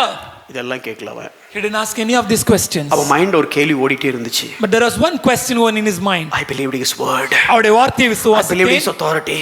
அவருடைய கர்த்தத்துவத்தை விசுவாசித்தேன். So now what's happening? இப்போ என்ன நடக்குது? He is asking what time? எப்போ நடந்துச்சு? And they said, அவங்க சொன்னாங்க, it is a particular time. அந்த சொன்ன நேரம். Yes, exactly. That is the moment I accepted the word. I accepted the lordship of Jesus Christ. I know the Lord power and the lordship. Exactly that morning is God. Praise God. எந்த நேரத்தை அவர்கள் குறிப்பிட்டார்களோ அந்த நேரத்தில் தான் இயேசு அந்த வார்த்தையை சொன்னார். எந்த நேரத்தை அவர்கள் குறிப்பிட்டார்களோ அந்த நேரத்தில் தான் கர்த்தருடைய கர்த்தத்துவத்தை நான் ஏற்றுக்கொண்டேன். அவருடைய வார்த்தையை நான் நம்பினேன், கர்த்தத்துவத்தை ஏற்றுக்கொண்டேன். அந்த விடுதலை என் குமாரனுக்கு கிடைத்தது. John 4:53. யோவான் 4:53. The boy's father, அந்த குமாரனுடைய தகப்பன் realized that அவன் அதை அறிந்தான். At 1:00 the day before, நேற்று 7 மணி நேரத்தில், imagine one day journey. ஒரு நாள் பிரயாணங்க அது. I really don't know when did he start or when did he leave. அவன் எப்ப கிளம்புனா எப்ப வந்தா இது எனக்கு தெரியாது. He was on his way. ஆனால் வழியில் பிரயாணத்தில் இருக்கும்போது This had happened yesterday. இது நேற்று நடந்தது. And he was keep on lingering. அதை யோசித்துக் கொண்டே Oh, இருந்திருக்கிறான். he said a word. வார்த்தையை சொன்னார் ஐயா. So maybe I should believe on the word அந்த வார்த்தையின் மேல் நான் நம்பிக்கை and வைக்கணும். the lordship. அவருடைய கர்த்தத்துவத்தின் மேல் If நம்பிக்கை he வைக்கணும். says அவர் சொன்னா it will come to pass. அது நிச்சயம் நடக்கும். But when will you see my ஆனா son? நான் எப்பொழுது என் குமாரனை I பார்ப்பேன்? still I don't see him. இன்னும் நான் அதை பார்க்கலையே. It's been long for so many hours. அநேக நேரம் பிரயாணம். And it was keep on lingering in his mind. அவனுடைய மனதில் ஓடிக்கொண்டே The இருந்திருக்கணும். moment that he saw the servants, ஆனால் அவனுடைய ஊழியக்காரன் பார்த்தபோது he was asking the time. அவன் கேட்ட காரியம் எப்பொழுது? எந்த நேரத்துல அவர் லார்டுன்னு சொல்லி நான் நம்பினோ அந்த நேரத்துல தான் விடுதலை நடந்திருக்கு. இதுல இருந்து எனக்கு ஒண்ணு தெரியுது, he is Lord. The moment that I accepted that he is my Lord, and that is the moment my son was delivered, and I know one thing, he is the Lord. Your son will live exactly that time. That son has got healed. உன் குமாரன் பிழைத்திருக்கிறான் என்று சொன்ன அந்த மணி நேரமே அது நடந்தது. You know the beauty of the story? அதுல அற்புதத்தை நீங்க The பார்க்கும்போது story has not ended there. இங்க படம் இங்க முடியலங்க. One man believed the lordship. ஒரு மனிதன் கர்த்தத்துவத்தை நம்பினான். Look at what happened to the entire family. ஆனா அவங்க வீட்டுக்கு என்ன நடந்துச்சு? He saw Jesus. அவன் இயேசுவை பார்த்தான். He spoke with Jesus. இயேசுவோடு He பேசினான். spent time with Jesus. இயேசுவோடு நேரம் He செலவழித்தான். heard Jesus. இயேசுவின் பேச்சை கேட்டான். Jesus spoke to him and he heard the miracle as well. இயேசு சொன்ன காரியங்களை கேட்டான். அவன் அற்புதத்தை பார்த்தான். But now all his family, ஆனா அவனுடைய முழு குடும்பமும் he would have come அவன் வந்திருக்கலாம். and he would have spoke. அவன் சொல்லிருக்கணும். You know what? உங்களுக்கு தெரியுமா? I went நான் செஞ்சேன். and I asked for healing. நான் போய் சுகத்திற்கு கேட்டேன். I asked Jesus to come quick. இயேசுவே வெகு விரைவாக வாங்கன்னு கேட்டேன். And he said, Jesus, he is trying, come quick. நான் சொன்னேன், ஆண்டவரே வேக விரைவாக வாங்க. But he has given a merciless response. ஆனா இரக்கமே இல்லாம பதில் சொன்னார் ஐயா. He said, I don't know, this generation is believing only in miracles. அற்புதங்களை அடையாளங்களை பார்த்தாதான் அவங்க விசுவாசிப்பாங்கன்னு He is kind சொன்னார். of angry. கோபமா இருந்தார். Look at the mood of Jesus. இயேசு சொன்ன வார்த்தையை பாருங்க. So look at the spirit of Jesus. 4:48. 4ஆம் அதிகாரம் 48வது வசனம். No, unless you see sign and wonders, you will not believe. நீங்கள் அடையாளங்களையும் அற்புதங்களையும் காணாவிட்டால் விசுவாசிக்க மாட்டீர்கள். Jesus would have said in this way. இயேசுவர்கள் இப்படி சொல்லிருக்கணும். அவங்க போயிட்டு இல்ல இப்படி சொல்லிருக்க மாட்டாருன்னு நினைக்கிறேன். I don't think Jesus spoke in this way. Hey, unless you see signs and wonders, you will not believe. அடையாளங்களையும் அற்புதங்களையும் பார்க்காத வரைக்கும் நீங்க விசுவாசிக்க மாட்டீங்கப்பா. இப்படியா சொல்லிருப்பாரு? Did Jesus spoke like that? ஏண்டா நீங்க எல்லாம் உங்களுக்கு சொல்ல அப்படி நினைச்சாங்க. Look at the modulation. ஆனால் இயேசு சொன்ன காரியத்தை பாருங்க. Unless you see signs and wonders, you will not believe. நீங்கள் அடையாளங்களையும் அற்புதங்களையும் காணாவிட்டால் So to believe without seeing sign. பார்க்காம விசுவாசிக்க முடியாதா? Have you forgot about what happened at wedding at Cana? கானா ஒரு கல்யாணத்துல நடந்தது மறந்துட்டீங்களா? What happened in Judea? யூதாவுல நடந்தது மறந்துட்டீங்களா? What happened? All the people are talking about my lordship. என்னுடைய கர்த்தத்துவத்தை பற்றி அனைவரும் பேசும்போது நடந்ததை மறந்து He விட்டீர்களா? was talking about all these people. இதெல்லாம் வச்சு தான் அவர்கள் நடந்த ஜனங்கள் And பேசுறாங்களே. he said, look at that guy. அந்த மனிதனை பாருங்க. Go, what shall you live? ஏய் போப்பா உன் குமாரன் பிழைத்திருப்பான். This is what happened. இப்படிதான் நடந்திருக்கணும். When he says all the flashback, இது எல்லாவற்றையும் அவன் சொல்லும்போது he would have said in this way to his family. தன் குடும்பத்துக்கு இது எல்லாவற்றையும் அவன் விவரித்த போது And that moment, அந்த நேரம் the family believed Jesus. அந்த குடும்பம் அவரை And விசுவாசித்தது. look at the verse. அந்த வசனத்தை பாருங்க. Look at the verse. Your son will live. And everyone in his family put their faith in Jesus. அவனும் அவன் வீட்டார் அனைவரும் விசுவாசித்தார்கள். And my dear friend, எனக்கு அன்பானவர்களே, why are we toiling with respect to this lordship? ஏன் இந்த கர்த்தத்துவத்தை இத்தனை நாள் சொல்லிக் கொண்டிருக்கிறோம்? This is the secret. இதுதான் இதுக்கு பின்பால் This is ஒளிந்திருக்கும் the ரகசியம். key for your deliverance. இதுதான் நம்முடைய விடுதலைக்கான முக்கியமான This காரியம். is the key. இதுதாங்க முக்கியம். When you look at the demand, அவர் வைக்கும் நிபந்தனையை பார்க்கும்போது you will understand, you will see the deliverance. அவர் கொடுக்கிற விடுதலை நம்மளால பார்க்க முடியும். Elijah given a big demand. எலியா ஒரு மிகப்பெரிய நிபந்தனையை வைத்தார். And the moment she accepted the demand, ஆனால் அந்த விதவை ஏற்றுக்கொண்ட போது she had seen a great deliverance. அந்த விதவை ஒரு மிகப்பெரிய விடுதலையை பார்த்தாங்க. You know what is another similarity here? இன்னொரு அற்புதமான ஒற்றுமையை பார்க்கணுமா?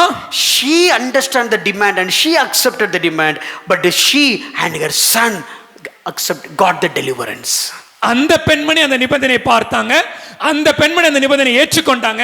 ஆனா அந்த பெண்மணி மாத்திரம் இல்ல, அவர்களும் அவங்க குமாரனும் விடுவிக்கப்பட்டாங்க. And the centurion, he knows the demand. He understood the demand already. He accepted the lordship of God. அந்த நூற்றுக்கு அதிபதி இயேசுவின் கர்த்தத்துவத்தை அறிந்தவனாயிருந்தான், கர்த்தத்துவத்தை ஏற்றுக்கொண்டவனாயிருந்தான், கர்த்தத்துவத்தை தன்னை ஒப்புவிக்கிறவனாயிருந்தான். And this official didn't know the lordship to Jesus, and Jesus made him to understand the lordship. இந்த ராஜாவின் மனுஷன் கர்த்தத்துவத்தை அறியாதவனாயிருந்த போது இயேசு அவனுக்கு கர்த்தத்துவத்தை விளக்கினார் நாம் பார்க்க முடியும். And because of that one simple understanding, அந்த ஒரு மனுஷன் அதை புரிந்து கொண்ட போது, the simple understanding, சின்னதான ஒரு காரியங்க, not much about Trinity, திரித்துவத்தை பத்தி அல்ல, not much about Jehovah, யெகோவாவை பற்றி அல்ல, not about God's attributes, all the other attributes and all the spiritual secrets, தேவனுடைய அனைத்து குணாதிசயங்களும் தேவனுடைய ரகசியங்களை பற்றி அல்ல. just understanding. The moment he understands he is Lord, ஆனால் அவரை ஆண்டவர் என்பதை அவன் புரிந்து கொண்ட போது he has experienced the deliverance. அவன் விடுதலையை அவன் வாழ்க்கையில பார்த்தாங்க. Not only in his life, அவன் வாழ்க்கையில் மாத்திரம் அல்ல, but his family's life. தன் குடும்பத்திலே அதை பார்த்தான். That is why we are teaching this lordship. அதனால தான் இதை திரும்ப திரும்ப சொல்றோம். We thought of concluding today. இன்னைக்கு முடிக்கணும்னு நினைச்சோம். Time ஆயிட்டு, இட்ஸ் ஆல்ரெடி டைம். தொண்டையும் போயிடுச்சு. So I don't have any other option. ஆகவே வேற வழி இல்ல. So because of that, ஆகவே we are going to continue next week. அடுத்த வாரம் இதை தொடர்ந்து பார்க்க போறோம். Enjoy the lordship. தேவனுடைய கர்த்தத்துவத்தை நாம் அனுபவிக்க ஆரம்பிப்போம். I said enjoy the lordship. அனுபவிப்போங்க. Give the control to him. அவருக்கு ஆளுகையை கொடுப்போம். Just accept all his demands. அவருடைய அனைத்து கட்டளைகளுக்கும் Enjoy the deliverance. அவருடைய கிடைக்கும் விடுதலை நாம் Let சுதந்தரிப்போம். him be the Lord. அவர் ஆண்டவராய் And இருக்கட்டும். enjoy the savior nature of Jesus Christ. God bless you. இயேசு கிறிஸ்துவின் ரட்சிப்பை நம்முடைய வாழ்க்கையில் சுதந்தரிப்போம். ஆண்டவர் உங்களை ஆசீர்வதிப்பார்.